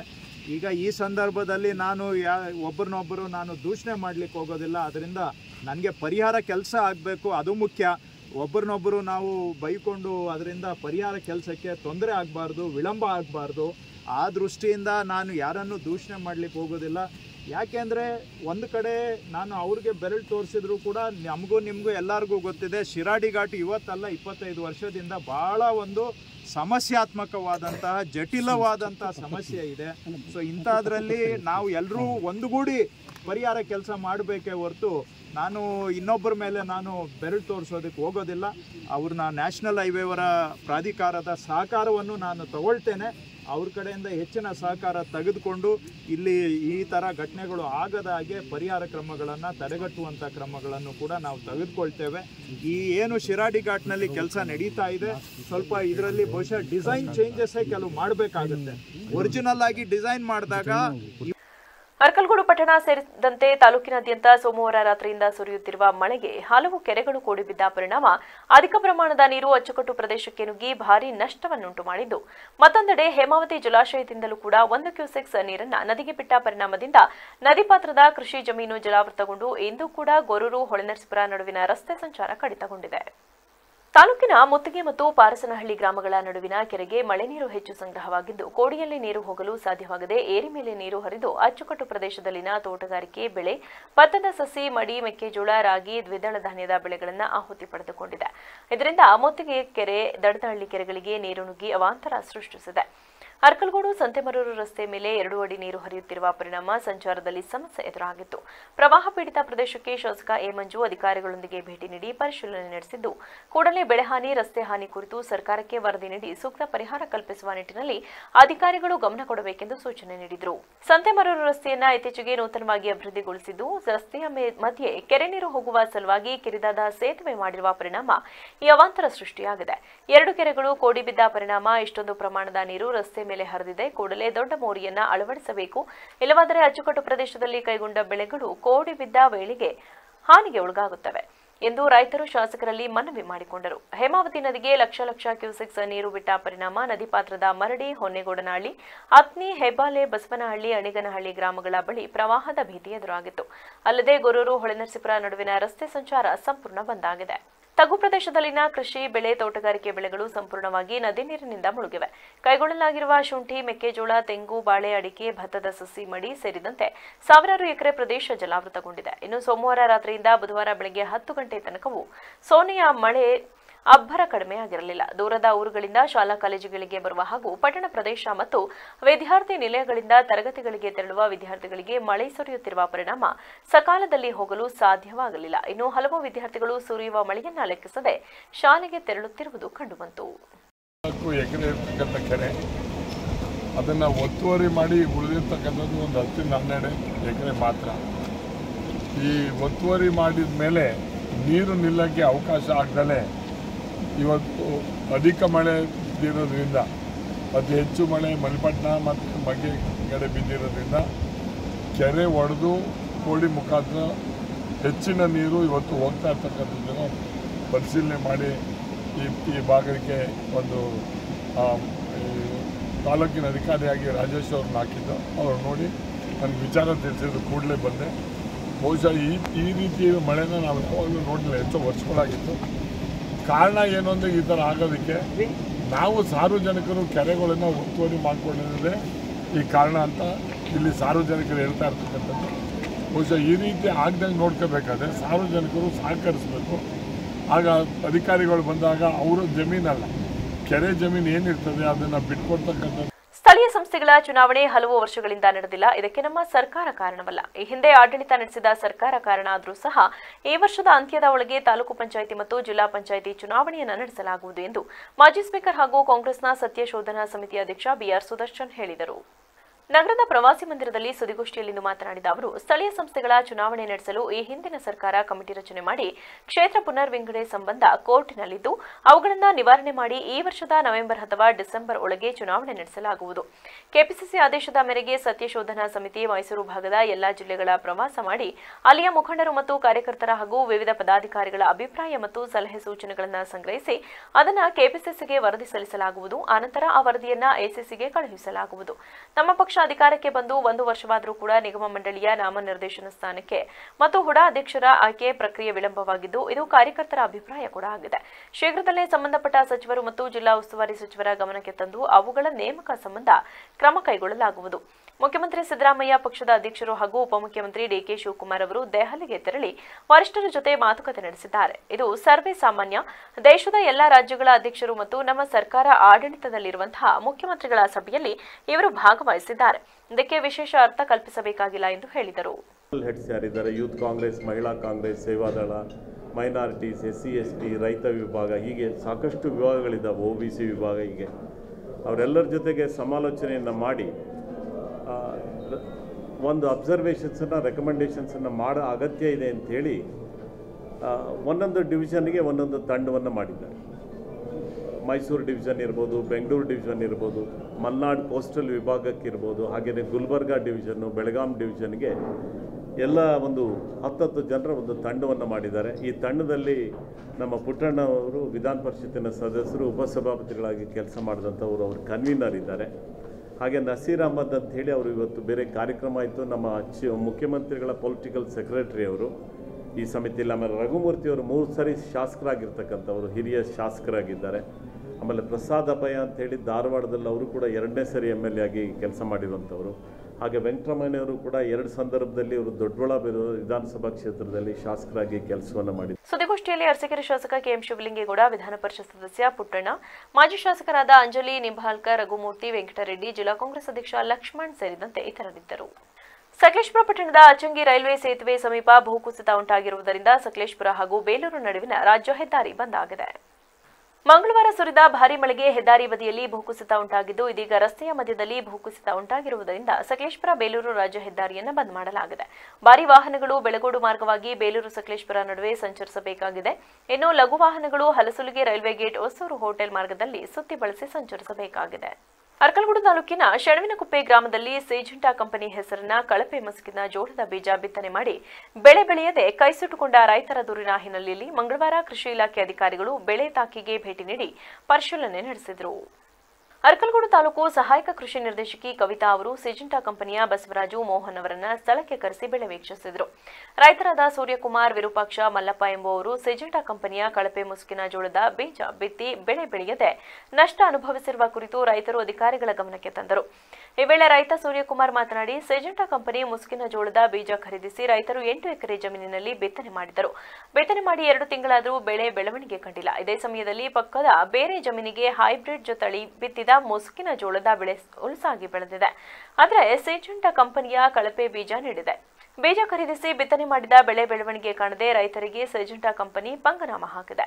ಬೆಳೆ ಇಲ್ಲದೆ ಅಪಾರ ನಷ್ಟ ಅನುಭವಿಸುವಂತಾಗಿದೆ. ಕಂಪನಿಯಿಂದ ಮೋಸಕ್ಕೊಳಗಾದ ರೈತರಿಗೆ ಬೆಳೆ ನಷ್ಟ ಒದಗಿಸಿ ನ್ಯಾಯ ದೊರಕಿಸಿಕೊಡಬೇಕು ಎಂದು ಆಗ್ರಹಿಸಿದರು. 2 ವರ್ಷದಿಂದ ವ್ಯವಸಾಯ ಕಡೆ ಗಮನ ಹರಿಸಿದ್ದೀವಿ. ಇಲ್ಲಿ ನಾವು ಈ ವರ್ಷ ಪ್ರತಿ ವರ್ಷ ಒಂದೊಂದು ರೀತಿ ಜೋಳಗಳನ್ನ ಬೆಳೀತಾ ಇದ್ದೋ, ಹೈಟೆಕ್ ತರ್ತಿದ್ದೋ, ಇನ್ನೊಂದು ತರ್ತಿದ್ದೋ, ಗಂಗಾ ಕಾವೇರಿ ಎಲ್ಲ ಸೀಡ್ಸ್ಗಳನ್ನ ತಂದು ಬೆಳೀತಿದ್ದೋ. ಎಲ್ಲ ವರ್ಷವೂ ಏನು ಪ್ರಾಬ್ಲಮ್ ಇರಲಿಲ್ಲ, ಚೆನ್ನಾಗಿ ಬರ್ತಿತ್ತು. ಈ ವರ್ಷ ಸಿಜೆಂಟಾ ಕಂಪ್ನಿದು NK 6514 ಅಂತ ಒಂದು ನಮ್ಮಿಂದ ಮತ್ತು ನಮ್ಮ ದೊಡ್ಡಪ್ಪ ಚಿಕ್ಕಪ್ಪ ಎಲ್ಲರಿಂದ ಒಂದು 15ರಿಂದ 20 ಬ್ಯಾಗ್ ತಂದು ಹಾಕಿದ್ದೀವಿ. ನೀವು ನೋಡ್ತಾ ಇರ್ಬೋದು ಇಲ್ಲಿ ಹೆಂಗೈತೆ ಅಂತ. ಏನಂದರೆ ಒಂದು ಸ್ವಲ್ಪನೂ ಮೇಲೆ ಇದ್ದಿಲ್ಲ. ಆಲ್ರೆಡಿ ಇದು 2-2.5 ತಿಂಗಳು ಆಗಕ್ಕೆ ಬಂತು ಜೋಳ ಹಾಕಿ. ಹೆಚ್ಚು ಕಮ್ಮಿ ಒಂದು 20 ಬ್ಯಾಗೆ ನಿಮಗೆ ಗೊತ್ತು ರೈತರುಗಳಿಗೆ. ಹೆಂಗೆ ಹೋದ್ರೂ 1.5ರಿಂದ 2 ಲಕ್ಷ ದುಡ್ಡು ಖರ್ಚು ಮಾಡಿರ್ತೀವಿ 20 ಬ್ಯಾಗ್ ಜೋಳ ಹಾಕಬೇಕು ಅಂದರೆ. ಉಳಿಸೋದ್ರಿಂದ ಹಿಡಿದು ಎಲ್ಲ ಹಿಡಿದು ವರ್ಷದಲ್ಲಿ ಬೆಳೆಯೋದೇ ಒಂದು ಬೆಳೆ ನಾವು ಜೋಳ ಅಂತ, ಇನ್ನೇನು ಬೆಳೆಯೋಕ್ಕಾಗಲ್ಲ. ಈ ಥರ ಬೆಳೆದಾಗ ಈ ಥರ ಪ್ರಾಬ್ಲಮ್ ಆದರೆ ಯಾರೂ ರೆಸ್ಪಾನ್ಸ್ ಮಾಡ್ತಿಲ್ಲ. ಆ ಕಂಪ್ನಿಯವ್ರಿಗೆ ಕಾಲ್ ಮಾಡಿದ್ರೆ ಸಿಜೆಂಟಾದವ್ರಿಗೆ ಯಾರೋ ಬಸವರಾಜ್ ಜವೂರ್ ಅಂತ ರೆಸ್ಪಾನ್ಸ್ ಹೆಂಗೆ ಮಾಡ್ತಾರೆ ಅಂದರೆ, ಏನೋ ನಿಮ್ಮ ಹಣೆ ಬರೋ ತಗೋಗಿದ್ದೀರಾ, ನಾವು ಕೊಟ್ಟಿದ್ದೀವಿ, ದುಡ್ಡು ಮಾಡ್ಕೋಬೇಕಿತ್ತು ಮಾಡ್ಕೊಂಡಿದ್ದೀವಿ, ಆ ಥರ ಅವರು ರೆಸ್ಪಾನ್ಸ್ ಮಾಡ್ತಿದ್ದಾರೆ. ಇನ್ನೇನು ಮಾಡ್ತಾ ಇಲ್ಲ ಅವರು. ಮತ್ತು ಇನ್ನೊಬ್ರು ಯಾರು ಇಲ್ಲಿ ಅರ್ಕಲಗೂಡು ಎಕ್ಸಿಕ್ಯೂಟಿವ್ ಕಾಲ್ ಮಾಡಿದ್ದಕ್ಕೆ ಬಂದು ನೋಡಿದ್ರು, ಔಷಧಿ ಹೊಡೀರಿ, ಅದು ಮಾಡಿ ಇದು ಮಾಡಿ, ಅದಾದಮೇಲೆ ಒಂದು 2 ಬ್ಯಾಗ್ ಜೋಳ ಕೊಡ್ತೀವಿ ತಗೋಗಿ. ನಾವು ನಿಮ್ಮ ಹತ್ರ ಯಾರ ಹತ್ರನೂ ಭಿಕ್ಷೆ ಬಿಡ್ತಾ ಇಲ್ಲ. ರೈತರುಗಳು ಸ್ವಾವಲಂಬಿಯಾಗಿ ಬದುಕೋರು ನಾವು.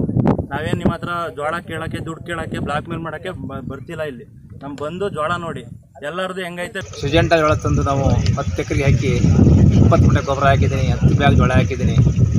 ಆಳು ಹೊಲ ಉಳಿಸಿದ್ದು ಟ್ಯಾಕ್ಟ್ರದು ಎಲ್ಲ ಸೇರಿ ಒಂದು ಕಮ್ಮಿ ಅಂದರೆ 70-80 ಸಾವಿರ ಖರ್ಚು ಮಾಡಿದ್ದೀನಿ. ನಮ್ಮದು ಈ ರೀತಿ ಜೋಳ ಈ ರೀತಿ ಹೋಗಿದೆ. ಇದಕ್ಕೆ ನ್ಯಾಯದ ದೊರಕಿಸ್ಕೊಡ್ಬೇಕು. ಹಾಗಾಗಿ ನಾವು ವಿಷಯ ಕೊಡೋ ಸ್ಥಿತಿ ಬಂದುಬಿಟ್ಟಿದೆ. ಹಾಗಾಗಿ ನಮಗೆ ಜೋಳ ಈ ರೀತಿ ಹೋಗಲಾಗಿ ನಾವು ಇವತ್ತಿಗೆ ಏನು ಮಾಡಬೇಕು ಅಂತ ನಮಗೆ ಈ ಮಳೆಗಾಲ ಬೇರೆ ಈ ರೀತಿ ಇದೆ. ನಮಗೆ ಏನು ದಿಕ್ಕು ತೋಚಾಕ ಆಗಿದೆ. ಹಾಗಾಗಿ ನೀವು ಏನೇ ಮನವಿ ಮಾಡಿ ನಮಗೆ ನ್ಯಾಯ ದೊರಕಿಸ್ಕೊಡ್ಬೇಕು ವಿನಂತಿಸ್ಕೊಳ್ತೀವಿ. ನಮ್ದು ಹಾಸನ ಇಂಥ ಜೋಳ ಹಾಕಿ ನಮಗೆ ಇಂಥ ತೊಂದರೆ ಹೋಗೈತೆ ನೋಡಿ ಸ್ವಾಮಿ. ಎಲ್ಲನೂ ನುಕ್ಸಾನ ಹೋಗೈತೆ. ಪುಟ್ಟಿಗೆ ಹಾಕಿ 1 ಲಕ್ಷ ರೂಪಾಯಿ ಖರ್ಚು ಮಾಡಿ ಎಲ್ಲಕ್ಕೂ 4 ಎಕರೆ 5 ಎಕರೆ ಪ್ಲಾಟ್ಗೆಲ್ಲ ಹಾಕಿ ಎಲ್ಲ ಇದೇ ರೀತಿ ಆಗಿ ಹೋಗ್ಬಿಟ್ಟೈತೆ. ನಾವು ಏನು ಮಾಡೋಕೆ ಇಸ ಕುಡಿಯೋ ಪರಿಸ್ಥಿತಿ ಬಂದು ಹೋಗೈತಲ್ಲ, ಏನು ಮಾಡೋದು ನೋಡಿ. ನೀವೇ ದಯವಿಟ್ಟು ಬಂದು ನೋಡಿ ಸ್ವಾಮಿ. ಬೇಲೂರು ತಾಲೂಕಿನ ಬೆಕ್ಕೋಡು ಹೋಬಳಿಯಲ್ಲಿ ಕೂಡಲೇ ಸಬ್ಸ್ಟೇಷನ್ ಮಾಡಿಕೊಡಬೇಕೆಂದು ಬೇಲೂರು ಪಟ್ಟಣದ ಚಾಮುಂಡೇಶ್ವರಿ ವಿದ್ಯುತ್ ಸರಬರಾಜು ಕಚೇರಿ ಮುಂಭಾಗದಲ್ಲಿ ಏಕಾಂಗಿ ಹೋರಾಟಗಾರ ತೀರ್ಥಪ್ಪ ಪ್ರತಿಭಟನೆ ನಡೆಸಿ ತಮ್ಮ ಆಕ್ರೋಶ ವ್ಯಕ್ತಪಡಿಸಿದರು. ಈ ಸಂದರ್ಭದಲ್ಲಿ ಮಾತನಾಡಿದ ಅವರು, ಸಾಕಷ್ಟು ಬಾರಿ ಬೇಲೂರು ತಾಲೂಕಿನ ಬಿಕ್ಕೋಡು ಹೋಬಳಿಯಲ್ಲಿ ಸಬ್ಸ್ಟೇಷನ್ ಆಗಬೇಕೆಂದು ಮನವಿ ಕೊಟ್ಟರೂ ಯಾವುದೇ ಪ್ರಯೋಜನವಾಗಿಲ್ಲ. ಇಲ್ಲಿ ಅಧಿಕಾರಿಗಳನ್ನ ಈ ಬಗ್ಗೆ ಮಾಹಿತಿ ನೀಡಿದರೂ ನಿರ್ಲಕ್ಷ್ಯ ತೋರುತ್ತಿದ್ದಾರೆ. ಈ ಭಾಗದಲ್ಲಿ ಅನೇಕ ಹಾವಳಿ ಹೆಚ್ಚಾಗಿದ್ದು ಮನೆ ಬಾಗಿಲಿಗೆ ಬಂದು ನಿಂತಿರುತ್ತದೆ. ಆ ಸಮಯದಲ್ಲಿ ವಿದ್ಯುತ್ ಬೇರೆ ಇಲ್ಲದಿರುವುದರಿಂದ ರಾತ್ರಿಯ ವೇಳೆಯಲ್ಲಿ ಸಾಕಷ್ಟು ಅನಾಹುತಗಳಾಗುತ್ತಿವೆ. ಗ್ರಾಮಸ್ಥರು ಇದರಿಂದ ಮನೆಯಿಂದ ಹೊರಗೆ ಬರಲು ಹೆದರುತ್ತಿದ್ದಾರೆ. ಇತ್ತೀಚೆಗೆ ಸಚಿವರಾದ ಈಶ್ವರ ಖಂಡ್ರೆ ಅವರು ಇಲ್ಲಿಗೆ ಬಂದಿದ್ದಾಗ ಅವರ ಸಮ್ಮುಖದಲ್ಲಿ ಆನೆಗಳ ಹಾವಳಿ ಹಾಗೂ ವಿದ್ಯುತ್ ಸಮಸ್ಯೆ ಬಗ್ಗೆ ಸಂಪೂರ್ಣ ಮಾಹಿತಿ ನೀಡಿದ್ದರೂ ಯಾವ ಕೆಲಸವೂ ಆಗಿಲ್ಲ. ಆದ್ದರಿಂದ ಇನ್ನಾದರೂ ಸಂಬಂಧಪಟ್ಟ ಅಧಿಕಾರಿಗಳು ಕೂಡಲೇ ಇಲ್ಲಿ ಸಬ್ಸ್ಟೇಷನ್ ಮಾಡಿಕೊಡಬೇಕು ಎಂದು ಆಗ್ರಹಿಸಿದರು. ಬಿಕ್ಕೋಡು ಸಬ್ಸ್ಟೇಷನ್ ಆಗಿ ಇಂದಿನ ಸಚಿವರಾಗಿರ್ತಕ್ಕಂಥ ಡಿ.ಕೆ. ಶಿವಕುಮಾರ್ ಅವರು, ಇಂದಿನ ಮಂತ್ರಿಗಳಾಗಿರ್ತಕ್ಕಂಥ ಸಿದ್ದರಾಮಯ್ಯನವರ ಕಾಲದಲ್ಲಿ ಆಗಿದ್ದು, ಇವತ್ತಿನವರೆಗೂ ಕೂಡ ಸಬ್ಸ್ಟೇಷನ್ ಆಗಿಲ್ಲ. ಅದು ಕೂಡ ಬಹುಶಃ 125 ಹಳ್ಳಿ ಕರೆಂಟ್ ಇಲ್ಲ. ನಾನೇನು ಸ್ವಂತಕ್ಕೆ ನಾನೇ ಹೋರಾಟ ಮಾಡ್ತಾ ಇಲ್ಲ. ಅದು ಬಹುಶಃ ಇವತ್ತಿನ ದಿವಸ ನಮ್ಮ ಹಳ್ಳಿ ಕಡೆ ನೋಡ್ಬಿಟ್ರೆ ಭಾಳ ಚಿತ್ತಿಂಸೆ ಆಗಿ ಹೋಯ್ತೆ. ಆನೆಗಳು ಬಂದು ಮನೆ ಬಾಗಿಲಿಗೆ ಬಂದು ಸೊಂಡೆ ಹಿಂಗೆ ಅಳಿತಾ ಇರ್ತವೆ, ಹಿಂಗಡೆ ಮುಗ್ಲಿಂದ ಬಂದು ಕಥ ನುಗ್ತಾ ಇರ್ತವೆ. ಅದು ಕೂಡ ಬಹುಶಃ ನಮ್ಮ ಈಶ್ವರ ಖಂಡ್ರೆ ಕೂಡ ಬಿಕ್ಕೋಡಿಗೆ ಬಂದಾಗ ನಾನು ಈಶ್ವರ ಖಂಡ್ರಿಗೆ ಹೇಳಿದೆ, ಸ್ವಾಮಿಗಳೇ ನೀವು ಇಲ್ಲಿ ಆನೆಗಳು ಕಾಟ ತಡೆಯೋಕ್ಕಾಗ್ತಲ್ಲ. ಕಾಫಿ ಬೆಳೆಗಾರ ಇರ್ಬೋದು, ಕೃಷಿ ಬೆಳೆಗಾರ ಇರ್ಬೋದು, ತೆಂಗಿ ಬೆಳೆಗಾರ ಇರ್ಬೋದು, ಅಡಿಕೆ ಬೆಳೆಗಾರ ಇರ್ಬೋದು, ಎಲ್ಲ ಬೆಳೆಗಾರಿಗೂ ಕೂಡ ರೈತರಿಗೆ ಭಾರಿ ತುಂಬ ಹಿಂಸೆ ಕೊಡ್ತಾ ಇದ್ದಾವೆ. ಕಾಫಿ ತೋಟದಲ್ಲಿ ಜನಗಳು ಕೆಲಸ ಮಾಡೋಕ್ಕಾಗ್ತಾ ಇಲ್ಲ. ಅದು ಕೂಡ ಬಹುಶಃ ಇವತ್ತಿನ ದಿವಸ ನಿಮ್ಮ ಆನೆಗಳನ್ನು ಕೂಡ ತಾವೆಲ್ಲ ದೂರ ಓಡಿಸ್ಬೇಕು. ಇಲ್ಲೇ ಇದ್ದರೆ ವಿಧಾನಸೌಧ ತಗೊಂಡೆ ಕಟ್ಟಾಕಿ ಅನ್ನೋ ಮಾತನ್ನು ಕೂಡ ನಮ್ಮ ಈಶ್ವರ ಖಂಡ್ರಿಗೆ ನಾನು ಬಿಕ್ಕೋಡಲ್ಲಿ. ಬೇಲೂರು ತಾಲೂಕು ಕಾನೂನು ಸೇವಾ ಸಮಿತಿ, ವಕೀಲರ ಸಂಘ, ಅಭಿಯೋಜಕರ ಇಲಾಖೆ, ಶಾಲಾ ಶಿಕ್ಷಣ ಮತ್ತು ಸಾಕ್ಷರತಾ ಇಲಾಖೆ ಸೇರಿದಂತೆ ಇತರ ಇಲಾಖೆಗಳ ಸಂಯುಕ್ತಾಶ್ರಯದಲ್ಲಿ ಬೇಲೂರು ಸರ್ಕಾರಿ ಜೂನಿಯರ್ ಕಾಲೇಜಲ್ಲಿ ನಡೆದ ಮಕ್ಕಳ ಕಳ್ಳಸಾಗಣೆ ತಡೆ ದಿನಾಚರಣೆ ಅಂಗವಾಗಿ ಪ್ರತಿಜ್ಞಾವಿಧಿ ಮತ್ತು ಉಚಿತ ಕಾನೂನು ನೆರವು ಮತ್ತು ಅರಿವು ಕಾರ್ಯಕ್ರಮ ನಡೆಸಲಾಯಿತು. ಕಾರ್ಯಕ್ರಮವನ್ನು ತಾಲೂಕು ಕಾನೂನು ಸೇವಾ ಪ್ರಾಧಿಕಾರದ ಅಧ್ಯಕ್ಷರು ಹಾಗೂ ಹಿರಿಯ ಸಿವಿಲ್ ನ್ಯಾಯಾಧೀಶರಾದ ಎಂಎಸ್ ಶಶಿಕಲಾ ಉದ್ಘಾಟಿಸಿ ಮಾತನಾಡಿ, ಮಕ್ಕಳು ಧೈರ್ಯ ಮತ್ತು ಸಾಹಸದಿಂದ ಇರಬೇಕು. ಯಾವುದೇ ಅಪರಿಚಿತ ವ್ಯಕ್ತಿಗಳು ಯಾವುದೇ ರೀತಿಯ ಆಮಿಷಗಳನ್ನು ಒಡ್ಡಿ ತಮ್ಮ ಮನಸ್ಸನ್ನು ಪರಿವರ್ತನೆ ಮಾಡುವ ಸಂದರ್ಭದಲ್ಲಿ ತುಂಬಾ ಎಚ್ಚರಿಕೆಯಿಂದ ಇರಬೇಕು. ಮಕ್ಕಳ ಕಳ್ಳ ಸಾಗಣೆ ಇತ್ತೀಚೆಗೆ ಹೆಚ್ಚಾಗಿದ್ದು, ಈ ಘಟನೆಗಳು ಅತಿ ಹೆಚ್ಚು ಬಡ ಹಾಗೂ ಕುಟುಂಬದವರ ವರ್ಗದವರ ಮೇಲೆ ಹೆಚ್ಚು ಘಟನೆಗಳು ನಡೆಯುತ್ತಿರುವುದರಿಂದ ತಾವೆಲ್ಲ ಎಚ್ಚೆತ್ತುಕೊಳ್ಳಬೇಕಾಗಿದೆ ಎಂದರು. ಇವತ್ತು ಇದ್ರ ಬಗ್ಗೆ ಯಾರೇ ಆಗಲಿ ಅಕಸ್ಮಾತ್ ಇಂಥದ್ದೇನಾರ ಕಂಡು ಬಂದರೆ ದಯವಿಟ್ಟು ನೀವು ಹೇಳಿದಾಗೆ ಹೆಲ್ಪ್ಲೈನ್ 109ಗೆ ಕರೆ ಮಾಡಿ, ಇಲ್ಲ ಸ್ಟೇಷನಿಗಾಗಲಿ ಅಥವಾ ನಿಮ್ಮ ಯಾರೇ ನಿಮ್ಮ ಶಾಲೆ ಶಿಕ್ಷಕರಿಗಾಗಲಿ ಅಥವಾ ಯಾವುದೇ ಆದ ಒಂದು ಕಚೇರಿ ಅಧಿಕಾರಿಗಳಿಗೆ ಬಂದು ಧೈರ್ಯವಾಗಿ ವಿಚಾರನ ತಿಳಿಸಿ ಅಂತ ಹೇಳ್ತಾ ಈ ವೇದಿಕೆಗೆ ವಂದಿಸ್ತಾ ನನ್ನ ಮಾತನ್ನು ಮುಗಿಸ್ತೇನೆ. Thank you. ವಕೀಲರ ಸಂಘದ ಕಾರ್ಯದರ್ಶಿ ಪುಟ್ಟಸ್ವಾಮಿ ಮಾತನಾಡಿ, ಮಕ್ಕಳ ಕಳ್ಳಸಾಗಣೆ ವಿರುದ್ಧ ಕಾನೂನಿನಲ್ಲಿ ಕಠಿಣ ಕ್ರಮವಿದೆ. ಶೋಷಣೆಗೆ ಒಳಗಾಗುವವರಲ್ಲಿ ಹೆಣ್ಣು ಮಕ್ಕಳು ಮಾತ್ರವಲ್ಲ, ಗಂಡು ಮಕ್ಕಳು ಕೂಡ ಸೇರುತ್ತಾರೆ. ಇದನ್ನು ತಡೆಗಟ್ಟುವಲ್ಲಿ ಮಕ್ಕಳಾದ ನೀವು ಈ ಬಗ್ಗೆ ತಿಳಿದುಕೊಳ್ಳಬೇಕಾಗಿದೆ ಎಂದರು. ಹೆಣ್ಮಕ್ಳು ಅಂತ ಹೇಳಿ ಯಾಕೆ ಆ ಥರ ಮಾತಾಡ್ತಾ ಇದ್ದಾರೆ? ಈಗ ನಮ್ಮ ಸಾಹೇಬರು ಮಾತಾಡಿದಾಗ ಸಂವಿಧಾನದ ಒಂದು ಅನುಚ್ಛೇದ ಹೇಳಿದ್ರು, ಎಷ್ಟೋ ಸಮಾನತೆ ಹಕ್ಕಿಗೆ. ಕಾರ್ಯಕ್ರಮದಲ್ಲಿ ಸರ್ಕಾರಿ ಅಭಿಯೋಜಕರಾದ ಶಶಿಕಲಾ, ಕ್ಷೇತ್ರ ಶಿಕ್ಷಣಾಧಿಕಾರಿಗಳಾದ ರಾಜೇಗೌಡ, ಪ್ರಾಂಶುಪಾಲರಾದ ಚಂದ್ರಶೇಖರಪ್ಪ, ಸರ್ಕಾರಿ ಅಭಿಯೋಜಕರಾದ ಗೀತಾಮಣಿ, ಮಹಿಳಾ ಮತ್ತು ಮಕ್ಕಳ ಅಭಿವೃದ್ಧಿ ಇಲಾಖೆಯ ದಿನೇಶ್, ಪ್ರಕಾಶ್, ಕೀರ್ತಿ ಸೇರಿದಂತೆ ಇತರರು ಉಪಸ್ಥಿತರಿದ್ದರು. ಬೇಲೂರು ತಾಲೂಕಿನ ಅರೆಹಳ್ಳಿ ಹೋಬಳಿಯ ಕಣಗುಪ್ಪೆ ಗ್ರಾಮದ ಕಟ್ಟೆಗೆ ಮಣ್ಣು ತುಂಬಿದ ಪರಿಣಾಮ ಕಟ್ಟೆ ಹೊಡೆದು ಹೋಗಿ ಸುಮಾರು 50 ಎಕರೆ ಗದ್ದೆ ನಾಡಿ ಮಾಡಿದಂತಹ ಬೆಳೆ ಬೇಲೂರು ತಾಲೂಕಿನ ಅರೆಹಳ್ಳಿ ಹೋಬಳಿಯ ಕಣಗುಪ್ಪೆ ಗ್ರಾಮದ ಕಟ್ಟೆಗೆ ಮಣ್ಣು ತುಂಬಿದ ಪರಿಣಾಮ ಕಟ್ಟೆ ಹೊಡೆದು ಹೋಗಿ ಸುಮಾರು 50 ಎಕರೆ ಗದ್ದೆ ನಾಟಿ ಮಾಡಿದಂತಹ ಬೆಳೆ ಸಂಪೂರ್ಣ ಕೊಚ್ಚಿ ಹೋಗಿದ್ದು 10 ಲಕ್ಷಕ್ಕೂ ಹೆಚ್ಚಿನ ಬೆಲೆ ಬಾಳುವ ಫಸಲು ನಾಶವಾಗಿದೆ ಎಂದು ಗ್ರಾಮಸ್ಥರು ತಮ್ಮ ಅಳಲು ತೋಡಿಕೊಂಡರು. ಈ ಸಂದರ್ಭದಲ್ಲಿ ಮಾತನಾಡಿದ ಗ್ರಾಮ ಪಂಚಾಯಿತಿ ಮಾಜಿ ಅಧ್ಯಕ್ಷ ವೀರಭದ್ರ ಶೆಟ್ಟಿ, ಸರ್ವೆ ನಂಬರ್ 50ರಲ್ಲಿ ಸರ್ಕಾರಿ ಗೋಮಾಳ 28 ಗುಂಟೆ ಜಾಗವಿದ್ದು ಆ ಜಾಗವನ್ನು ಕಬಳಿಸುವ ಹುನ್ನಾರದಿಂದ ಲಿಂಗಶೆಟ್ಟಿ ಎಂಬುವವರು ಶುಂಠಿ ಬೆಳೆ ಮಾಡಿದ್ದಾರೆ. ಬೆಳೆ ಮಾಡುವ ಸಂದರ್ಭದಲ್ಲಿ ಕಟ್ಟೆಯ ಮೇಲ್ಭಾಗದಲ್ಲಿರುವ ಗುಡ್ಡವನ್ನು ಸಮತಟ್ಟು ಮಾಡಬೇಡಿ, ಮಳೆ ಬಂದಾಗ ಕುಸಿದು ಬೀಳುತ್ತದೆ ಎಂದು ಹೇಳಿದ್ದವು. ಆದರೂ ಸಹ ಕಟ್ಟೆಗೆ ಬೇಲಿ ಹಾಕಿ ಮಣ್ಣು ಮುಚ್ಚಿದ ಪರಿಣಾಮ ಶುಂಠಿ ಮಾಡುವ ಸಂದರ್ಭದಲ್ಲಿ ಕಟ್ಟೆಗೆ ಮಣ್ಣು ಹಾಕಿದ್ದರಿಂದ 1 ತಿಂಗಳಿಂದ ಬಂದಂತಹ ಭಾರಿ ಮಳೆಯಿಂದಾಗಿ ಕೆಳಭಾಗದ ರೈತರು ಬೆಳೆದಂತಹ ಬೆಳೆ ಸಂಪೂರ್ಣ ನೀರಿನಲ್ಲಿ ಕೊಚ್ಚಿ ಹೋಗಿ ಗದ್ದೆಯ ತುಂಬೆಲ್ಲ ಕೆಸರು ಹಾಗೂ ಮರಳು ತುಂಬಿಕೊಂಡಿದ್ದರಿಂದ ನಾವು ಬೆಳೆ ಮಾಡುವುದಾದ್ರೂ ಹೇಗೆ? ಅದರಂತೆ ಇಲ್ಲಿ ಸರ್ಕಾರಿ ಗೋಮಾಳ ಹಾಗೂ ಸರ್ಕಾರಿ ಕಟ್ಟೆಯನ್ನ ಒತ್ತುವರಿ ಮಾಡಿಕೊಂಡಿರುವವರ ಮೇಲೆ ಕ್ರಮ ಕೈಗೊಳ್ಳಬೇಕು. ಮಳೆಯಿಂದಾಗಿ ಭೂಕುಸಿತವಾಗಿ ನೆರೆಗೆ ಕೊಚ್ಚಿಕೊಂಡು ಹೋಗಿರುವ ಜಮೀನಿಗೆ ಪರಿಹಾರ ನೀಡಬೇಕೆಂದು ಮನವಿ ಮಾಡಿದರು. 4 ಎಕರೆ ಮಂಜೂರಾಗಿದೆ ಅಂತೇಳಿ ಇದು ಇರೋದು ಒಟ್ಟು 4 ಎಕರೆ 28 ಗುಂಟೆ ಉಳಿಕೆಯಲ್ಲಿ 4 ಎಕರೆ ಮಂಜೂರಾಗಿದೆ ಅಂತ ಹೇಳ್ತಾರೆ. ಆಮೇಲೆ 28 ಗುಂಟೆ ಹಾಲಿ ಉಳಿದಿದೆ. ಈ ಗೆರೆ ನಮ್ಮ ತಾತ ಮುತ್ತಾತನ ಕಾಲದಿಂದಲೂ ಆ ಗೆರೆ ಹಾಗೇ ಇತ್ತು. ಇವನು 28 ಗುಂಟೆ ಮತ್ತು ಇಲಿಗಲಾಗಿ ಈ ಸರ್ವೆ ನಂಬರು 4 ಎಕರೆ ನಿಂಗಶೆಟ್ಟಿ ಬಿನ್ ಮಂಜಪ್ಪ ಶೆಟ್ಟಿ ಇಲಿಗಲಾಗಿ ಫಾರಮ್ ನಂಬರ್ 53 ಅವ್ರ ಅರ್ಜಿ ಹಾಕಿಲ್ಲ. ಅಲ್ಲಿ ಸೃಷ್ಟಿ ಮಾಡಿ 4 ಎಕರೆ ಮಂಜೂರು ಮಾಡಿಸ್ಕೊಂಡು ಸಾಲದಕ್ಕೆ ಈ ಒಂದು ಸರ್ಕಾರಿ ಹಳ್ಳನ ಒತ್ತುವರಿ ಮಾಡಿ ಆ ಗೆರೆ ಎಲ್ಲ ಗೋರಿ ಈಗ ಹಳ್ಳನೂ ಮುಚ್ಚಿಬಿಟ್ಟು ಇಡೀ 25-30 ಕುಟುಂಬದ ಒಂದು 40-50 ಎಕರೆ ಕಣಗುಪ್ಪೆ ಗ್ರಾಮಸ್ಥರ ಬೆಳೆ ಹಾನಿಯಾಗಿದೆ. ಇದಕ್ಕೆ ನಾವು ಅಲ್ಲಿ ಬೇಲಿ ಸಹ ಹಾಕಿ ವಿಲೇಜ್ ಅಕೌಂಟ್ ಮೊದಲು ಸಹ 5ನೇ ತಿಂಗಳಲ್ಲಿ ಸಹ ನಾವು ತಾಲೂಕು ಮ್ಯಾಜಿಸ್ಟ್ರೇಟ್ ಅವರಿಗೆ ಅರ್ಜಿ ಕೊಟ್ಟಿದ್ದೀವಿ. ಅವರು ಪರಿಶೀಲನೆ ಮಾಡ್ತಾರೆ ಅಂತೇಳಿ ವಿಲೇಜ್ ಅಕೌಂಟೆಂಟ್ ಬಂದು ಪರಿಶೀಲನೆ. ನಂತರ ಮಾತನಾಡಿದ ನೆರೆ ಹಾವಳಿಯಿಂದ ಭೂಮಿ ಕಳೆದುಕೊಂಡಿರುವ ಗ್ರಾಮಸ್ಥರಾದ ವೆಂಕಟೇಶ್, ಚಂದ್ರಶೇಖರ್, ತಿಮ್ಮೇಗೌಡ, ನಮಗೆ ಅಲ್ಪ ಸ್ವಲ್ಪ ಜಮೀನಿದ್ದು ನಾವು ಭೂಮಿಯ ಆದಾಯವನ್ನೇ ನೆಚ್ಚಿಕೊಂಡು ಬದುಕುತ್ತಿದ್ದೇವೆ. ಆದರೆ ಇಲ್ಲಿ ಲಿಂಗಶೆಟ್ಟಿ ಎಂಬುವರು ತಮ್ಮ ಶುಂಠಿ ಬೆಳೆ ಮಾಡಲು ಸರ್ಕಾರಿ ಗೋಮಾಳವನ್ನು ಹಾಗೂ ಸರ್ಕಾರಿ ಕೆರೆಯನ್ನ ಒತ್ತುವರಿ ಮಾಡಿಕೊಂಡಿದ್ದರಿಂದ ಕಾಲುವೆಯೊಟ್ಟು ಹೊಡೆದು ಹೋದ ಪರಿಣಾಮವಾಗಿ ಸರ್ವೆ ನಂಬರ್ 61/1, ಸರ್ವೆ ನಂಬರ್ 53, 52/2, 54ರಲ್ಲಿ ಸುಮಾರು 10 ಗ್ರಾಮದ ರೈತರ 50 ಎಕರೆ ಜಮೀನು ಗದ್ದೆಯಲ್ಲಿ ಬೆಳೆದಂತಹ ಬೆಳೆ ನೆರೆ ನುಗ್ಗಿದ ಪರಿಣಾಮವಾಗಿ ಸಂಪೂರ್ಣ ಕೊಚ್ಚಿಕೊಂಡು ಹೋಗಿದೆ.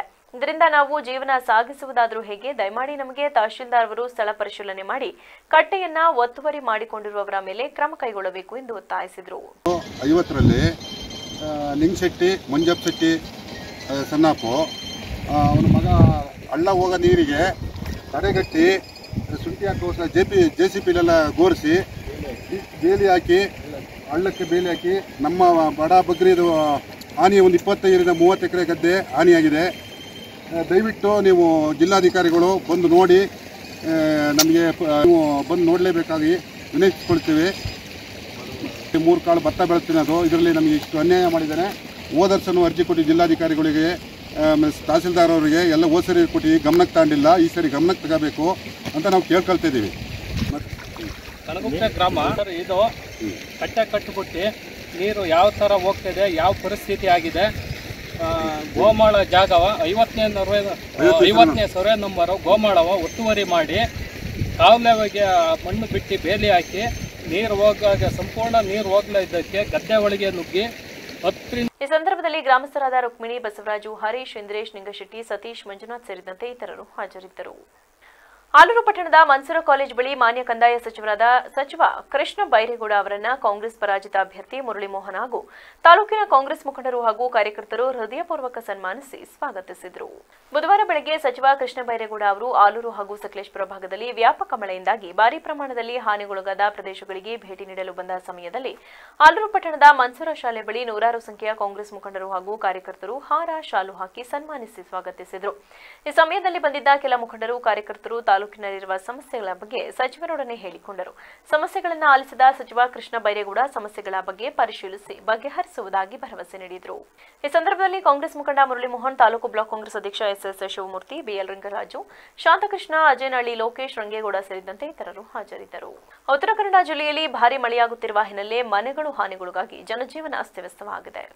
ಸತತವಾಗಿ ಮಳೆ ಬೀಳುವುದರಿಂದ ಹೊನ್ನಾವರದ ಶರಾವತಿ ಯೋಜನೆಯ ಲಿಂಗನಮಕ್ಕಿ ಜಲಾಶಯಕ್ಕೆ ಭಾರೀ ಪ್ರಮಾಣದಲ್ಲಿ ನೀರು ಹರಿದು ಬರುತ್ತಿದ್ದು, ಜಲಾಶಯದ ಒಳಹರಿವು 82,000 ಕ್ಯೂಸೆಕ್ಸ್ಗಳಿಂತಲೂ ಅಧಿಕವಾಗಿದೆ. ಇದೇ ರೀತಿ ಜಲಾಶಯಕ್ಕೆ ನೀರಿನ ಹರಿವು ಮುಂದುವರೆದಲ್ಲಿ ಜಲಾಶಯ ಅತಿ ಶೀಘ್ರದಲ್ಲಿ ಗರಿಷ್ಠ ಮಟ್ಟವನ್ನು ಏರಲಿದ್ದು, ಅಣೆಕಟ್ಟು ಸುರಕ್ಷತೆಯ ದೃಷ್ಟಿಯಲ್ಲಿ ಹೆಚ್ಚುವರಿ ನೀರನ್ನು ಗುರುವಾರ ಬೆಳಗ್ಗೆ ಬಿಡಲಾಗುವುದು. ಅಣೆಕಟ್ಟೆಯ ಕೆಳದಂಡೆಯಲ್ಲಿ ಹಾಗೂ ನದಿಯ ಪಾತ್ರ ಉದ್ದಕ್ಕೂ ವಾಸಿಸುತ್ತಿರುವ ಸಾರ್ವಜನಿಕರು ತಮ್ಮ ಜಾನುವಾರುಗಳನ್ನು ಕರೆದುಕೊಂಡು ಸುರಕ್ಷಿತ ಪ್ರದೇಶಗಳಿಗೆ ಸ್ಥಳಾಂತರಿಸಿಕೊಳ್ಳಬೇಕು ಹಾಗೂ ಮೀನುಗಾರರು, ಪ್ರವಾಸಿಗರು ನದಿಗೆ ಇಳಿಯಬಾರದೆಂದು ಮುನ್ನೆಚ್ಚರಿಕೆ ನೀಡಿದರು.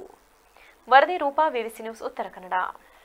ದಕ್ಷಿಣ ಕನ್ನಡ ಜಿಲ್ಲೆಯ ಜೀವನದಿಗಳಲ್ಲೊಂದಾದ ನೇತ್ರಾವತಿ ನದಿಯಲ್ಲಿ ನೀರಿನ ಮಟ್ಟ ಏರಿಕೆಯಾಗುತ್ತಲೇ ಇದ್ದು, ಕುಮಾರಧಾರ ನದಿಯು ಮೈದುಂಬಿ ಹರಿಯುತ್ತಿದ್ದರೂ ನೀರಿನ ಹರಿಯುವಿಕೆ ಶಾಂತವಾಗಿ ಇರುವುದರಿಂದ ಉಪ್ಪಿನಂಗಡಿಯ ಸಂಗಮ ಕ್ಷೇತ್ರದಲ್ಲಿ ನೇತ್ರಾವತಿ ನದಿಯ ಸರಾಗ ಹರಿಯುವಿಕೆಗೆ ತಡೆಗಟ್ಟುವಲ್ಲಿ ವಿಫಲವಾಗಿದ್ದರಿಂದ ಈ ಭಾಗದಲ್ಲಿ ಪ್ರವಾಹ ಭೀತಿ ಎದುರಾಗಿದೆ. ಇದೇ ರೀತಿ ಮಳೆ ಮತ್ತು ನೀರಿನ ಹರಿವು ಮುಂದುವರೆದರೆ ರಾತ್ರಿ ವೇಳೆ ಸಂಗಮ ಸಾಧ್ಯತೆಯನ್ನ ಅಲ್ಲಗಳೆಯುವಂತಿಲ್ಲ.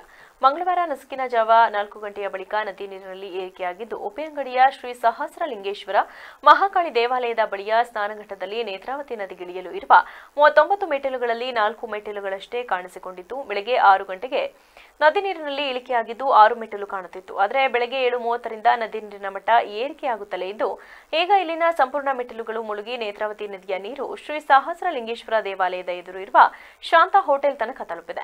ಇಂದು ಬೆಳಗ್ಗೆಯಿಂದಲೇ ಪುತ್ತೂರು ತಹಶೀಲ್ದಾರ್ ಸೇರಿದಂತೆ ಕಂದಾಯ ಇಲಾಖೆ ಅಧಿಕಾರಿಗಳ ತಂಡ ಜಲಾವೃತ ಪ್ರದೇಶಗಳಿಗೆ ಭೇಟಿ ನೀಡಿ ನದಿ ಪಾತ್ರದ ಪ್ರದೇಶಗಳ ಪರಿಶೀಲನೆಯಲ್ಲಿದ್ದು, ಪ್ರಾಕೃತಿಕ ವಿಕೋಪಗಳು ಸಂಭವಿಸಿದರೆ ಕಾಳಜಿ ಕೇಂದ್ರದ ವ್ಯವಸ್ಥೆಯೊಂದಿಗೆ ಪ್ರವಾಹವನ್ನು ಎದುರಿಸಲು ಸನ್ನದ್ಧವಾಗಿದೆ. ಆದರೆ ಜಲಾವೃತಗೊಂಡ ಮನೆಯವರು ಅವರ ಸಂಬಂಧಿಕರ ಮನೆಯಲ್ಲಿ ಆಶ್ರಯ ಪಡೆದಿರುವುದರಿಂದ ಈವರೆಗೆ ಕಾಳಜಿ ಕೇಂದ್ರಕ್ಕೆ ಯಾರೂ ಕೂಡ ಶಿಫ್ಟ್ ಆಗಿಲ್ಲ. ಕಂದಾಯ ಇಲಾಖಾಧಿಕಾರಿಗಳ ತಂಡದೊಂದಿಗೆ ಉಪ್ಪಿನಂಗಡಿ ಪೊಲೀಸರು, ಪುತ್ತೂರು ಸಂಚಾರ ಠಾಣೆಯ ಪೊಲೀಸರು ಕೂಡ ಸ್ಥಳದಲ್ಲಿದ್ದು ಪರಿಸ್ಥಿತಿ ನಿಯಂತ್ರಿಸುತ್ತಿದ್ದಾರೆ. ಮಾಜಿ ಶಾಸಕ ಸಂಜೀವ ಮಠಂದೂರು ಕೂಡ ಆಗಮಿಸಿ ಪರಿಶೀಲನೆ ನಡೆಸಿದ್ದಾರೆ. ನದಿಗಳ ನೀರು ಏರಿಕೆಯಾಗುತ್ತಲೇ ಇರುವುದರಿಂದ ಹೋಂಗಾರ್ಡ್ಗಳನ್ನೊಳಗೊಂಡ ಪ್ರವಾಹ ರಕ್ಷಣಾ ತಂಡ ಸನ್ನದ್ಧವಾಗಿದ್ದು ಸಂಗಮ ಕ್ಷೇತ್ರದ ಬಳಿ ಪರಿಸ್ಥಿತಿ ನಿಯಂತ್ರಿಸುತ್ತಿದ್ದಾರೆ. ಅಗತ್ಯ ಬಂದರೆ ತಕ್ಷಣಕ್ಕೆ ಬೇರೆ ಕಡೆ ಹೋಗಲು ಕೂಡ ಇವರು ತಯಾರಾಗಿ ನಿಂತಿದ್ದು ರಬ್ಬರ್ ಬೋಟ್ ಅನ್ನು ಪಿಕಪ್ ವಾಹನದಲ್ಲಿ ಈಗಾಗಲೇ ಲೋಡ್ ಮಾಡಿಟ್ಟುಕೊಂಡಿದ್ದಾರೆ. ಉಪ್ಪಿನಂಗಡಿಯಲ್ಲಿ ಈಗ ಸಂಗಮವಾಗಬಹುದು ಎಂಬ ಸುದ್ದಿಗಳನ್ನು ಕೇಳಿ ದೇವಾಲಯದ ಬಳಿ ತಂಡೋಪತಂಡವಾಗಿ ಜನರು ಆಗಮಿಸುತ್ತಿದ್ದು ಇಲ್ಲಿ ಸೆಲ್ಫಿಯ ಸಂಭ್ರಮ ಮನೆ ಮಾಡಿದೆ. ಇವರನ್ನ ನಿಯಂತ್ರಿಸುವುದು ಕಷ್ಟಕರವಾಗಿದ್ದು ದೇವಾಲಯದ ಬಳಿ ವಾಹನಗಳ ಸುಗಮ ಸಂಚಾರಕ್ಕೂ ಅಡಚಣೆಯಾಗಿ ರಸ್ತೆಯ ಇಕ್ಕೆಲೆಗಳಲ್ಲಿ ವಾಹನಗಳನ್ನು ನಿಲ್ಲಿಸಿರುವುದು ಕಂಡುಬಂದಿದೆ. ತುಂಬು ಹರಿಯುತ್ತಿರುವುದು ಮಾತ್ರ ಅಲ್ಲ, ನದಿಯ ಆ ಒಂದು ದಡದಿಂದ ಮೇಲೆ ಬಂದು ನೆರೆಯ ಹಂತಕ್ಕೆ ಇವತ್ತು ತಲುಪಿದೆ.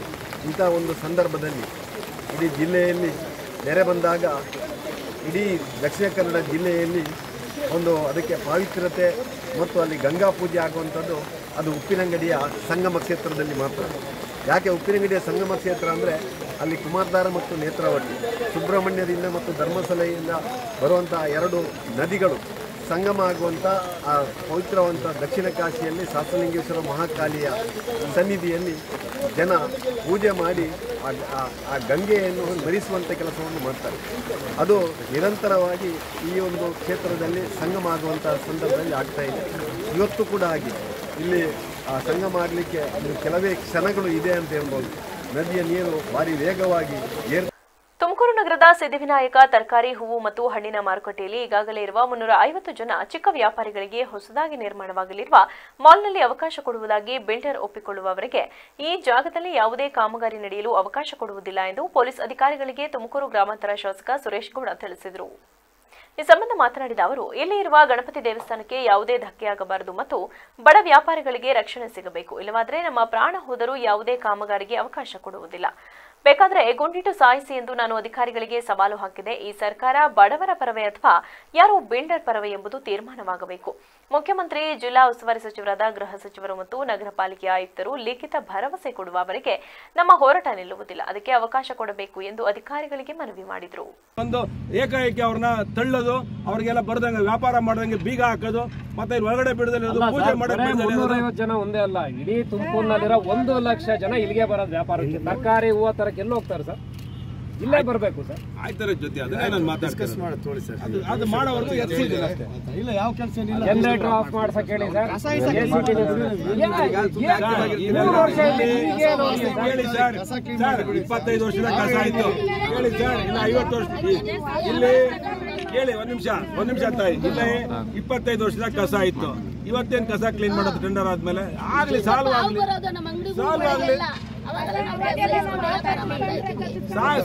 ಕರೀರಿ ಕಮಿಷನರ್ ಕರೆದು ಸಾಲ್ವ್ ಮಾಡಿ ಅಷ್ಟೇ. ಇಲ್ಲಾಂದ್ರೆ ನಾವೇ ನಿಲ್ಲಿಸ್ತೀವಿ ಅಷ್ಟೇ. ನಾವೀಗ ಹೇಳಿದೀವಿ ನಿಮ್ಗೆ, ನಾವೆಲ್ಲ ಮೀಡಿಯಾ ಮುಂದೆ ಹೇಳಿದೀವಿ ನಿಲ್ಲಿಸಿ ಅಂತ. ಇಲ್ಲ ನಾವೇ ನಿಲ್ಲಿಸ್ತೀವಿ ಹೋಗಿ. ಅದು ಚೆನ್ನಾಗಿ ಕಾಣಲ್ಲ. ಅದು ನಾವು ಹೇಳೋದು ಕೂಡ ಕಮಿಷನರ್ಗೆ ಹೇಳಿದ್ವಿ, ನಿಮ್ಗೆ ಹೇಳಿದ್ವಿ. ಲಾಸ್ಟ್ ಅರ್ಧ ಗಂಟೆ ನೋಡ್ತೀವಿ, ನಾವೇ ನಿಲ್ಲಿಸ್ತೀವಿ. ದಯವಿಟ್ಟು ಸಾಲ್ವ್ ಆಗೋವರೆಗೂ ಅವನಿಗಲ್ಲಿ ಎಲ್ಲ ತಗೊಂಡೋಗಿ ಆಚೆ ನಿಲ್ಲಿಸು ಅಂತೇಳಿ. ಆಮೇಲೆ ಏನು ಮಾಡ್ಕೊಳ್ಳಿ ಸಾಲ್ವ್ ಆದ್ಮೇಲೆ. ಬಡವ್ರ ನಿರ್ಧಾರ ಆದ್ಮೇಲೆ ನಮ್ದೇನು ದೇವಸ್ಥಾನ, ಬಡವ್ರದ್ದು 2 ನಿರ್ಧಾರ ಆದ್ಮೇಲೆ ನಮ್ದೇನು ತಕರಾರಿಲ್ಲ. ನಾವು ನೀವು ಸುದ್ದಿಗೂ ಬರೋಣ. ಈ ಸಂದರ್ಭದಲ್ಲಿ ತುಮಕೂರು ನಗರ ಬಿಜೆಪಿ ಶಾಸಕ ಜ್ಯೋತಿ ಗಣೇಶ್, ಬಿಜೆಪಿಯ ಅನೇಕ ಸ್ಥಳೀಯ ಮುಖಂಡರು ಮತ್ತು ಸಂತ್ರಸ್ತ ವ್ಯಾಪಾರಿಗಳು ಉಪಸ್ಥಿತರಿದ್ದರು. ವರದಿ ಎಎನ್ ಫಿರ್, ವಿವಿಸಿ ನ್ಯೂಸ್ ತುಮಕೂರು. ಕೊನೆಯಲ್ಲಿ ಮತ್ತೊಮ್ಮೆ ಹೆಡ್ಲೈನ್ಸ್. ಯಾರಿಯ ಪ್ರೀತಂ ಗೌಡ? ನಮ್ಮ ಕುಟುಂಬಕ್ಕೆ ವಿಷ ಇಟ್ಟ ವ್ಯಕ್ತಿ ಜೊತೆ ನಾವು ವೇದಿಕೆ ಮೇಲೆ ಕೂರಲು ಸಾಧ್ಯವೇ? ಕೇಂದ್ರ ಸಚಿವ ಎಚ್.ಡಿ. ಕುಮಾರಸ್ವಾಮಿ ಕಿಡಿ. ಸಕಲೇಶಪುರ ತಾಲೂಕಿನ ಮಳೆಹಾನಿ ಪ್ರದೇಶಗಳನ್ನು ವೀಕ್ಷಿಸಿದ ಕಂದಾಯ ಸಚಿವರು, ಕೇರಳದಲ್ಲಿ ಆದ ಘಟನೆಯಂತೆ ನಮ್ಮಲ್ಲೂ ಕೂಡ ಆಗಬಾರದು. ಈ ಹಿನ್ನೆಲೆ ಹಲವಾರು ಮುನ್ನೆಚ್ಚರಿಕೆ ವಹಿಸಿದ್ದೇವೆಂದ ಕೃಷ್ಣ ಬೈರೇಗೌಡ. ಪುರದಮ್ಮ ದೇವಾಲಯದ ನಕಲಿ ಪೂಜಾರಿಯಿಂದ ಭಕ್ತೆ ಮೇಲೆ ಅತ್ಯಾಚಾರ, ಹಸ್ತರೇಖೆ ನೀಡಿ ಪರಿಹಾರ ನೀಡ್ತೀನಿ ಎಂದು ನಂಬಿಸಿ ಕೃತ್ಯ. ಬೆಂಗಳೂರು ಪೊಲೀಸರಿಂದ ಆರೋಪಿ ಬಂಧನ. ಕ್ಷಣ ಕ್ಷಣದ ಸುದ್ದಿಗಾಗಿ ನೋಡ್ತಾ ಇರಿ ವಿಬಿಸಿ ಟಿವಿ. ಸತ್ಯದ ಕಡೆ ನಮ್ಮ ನಡೆ.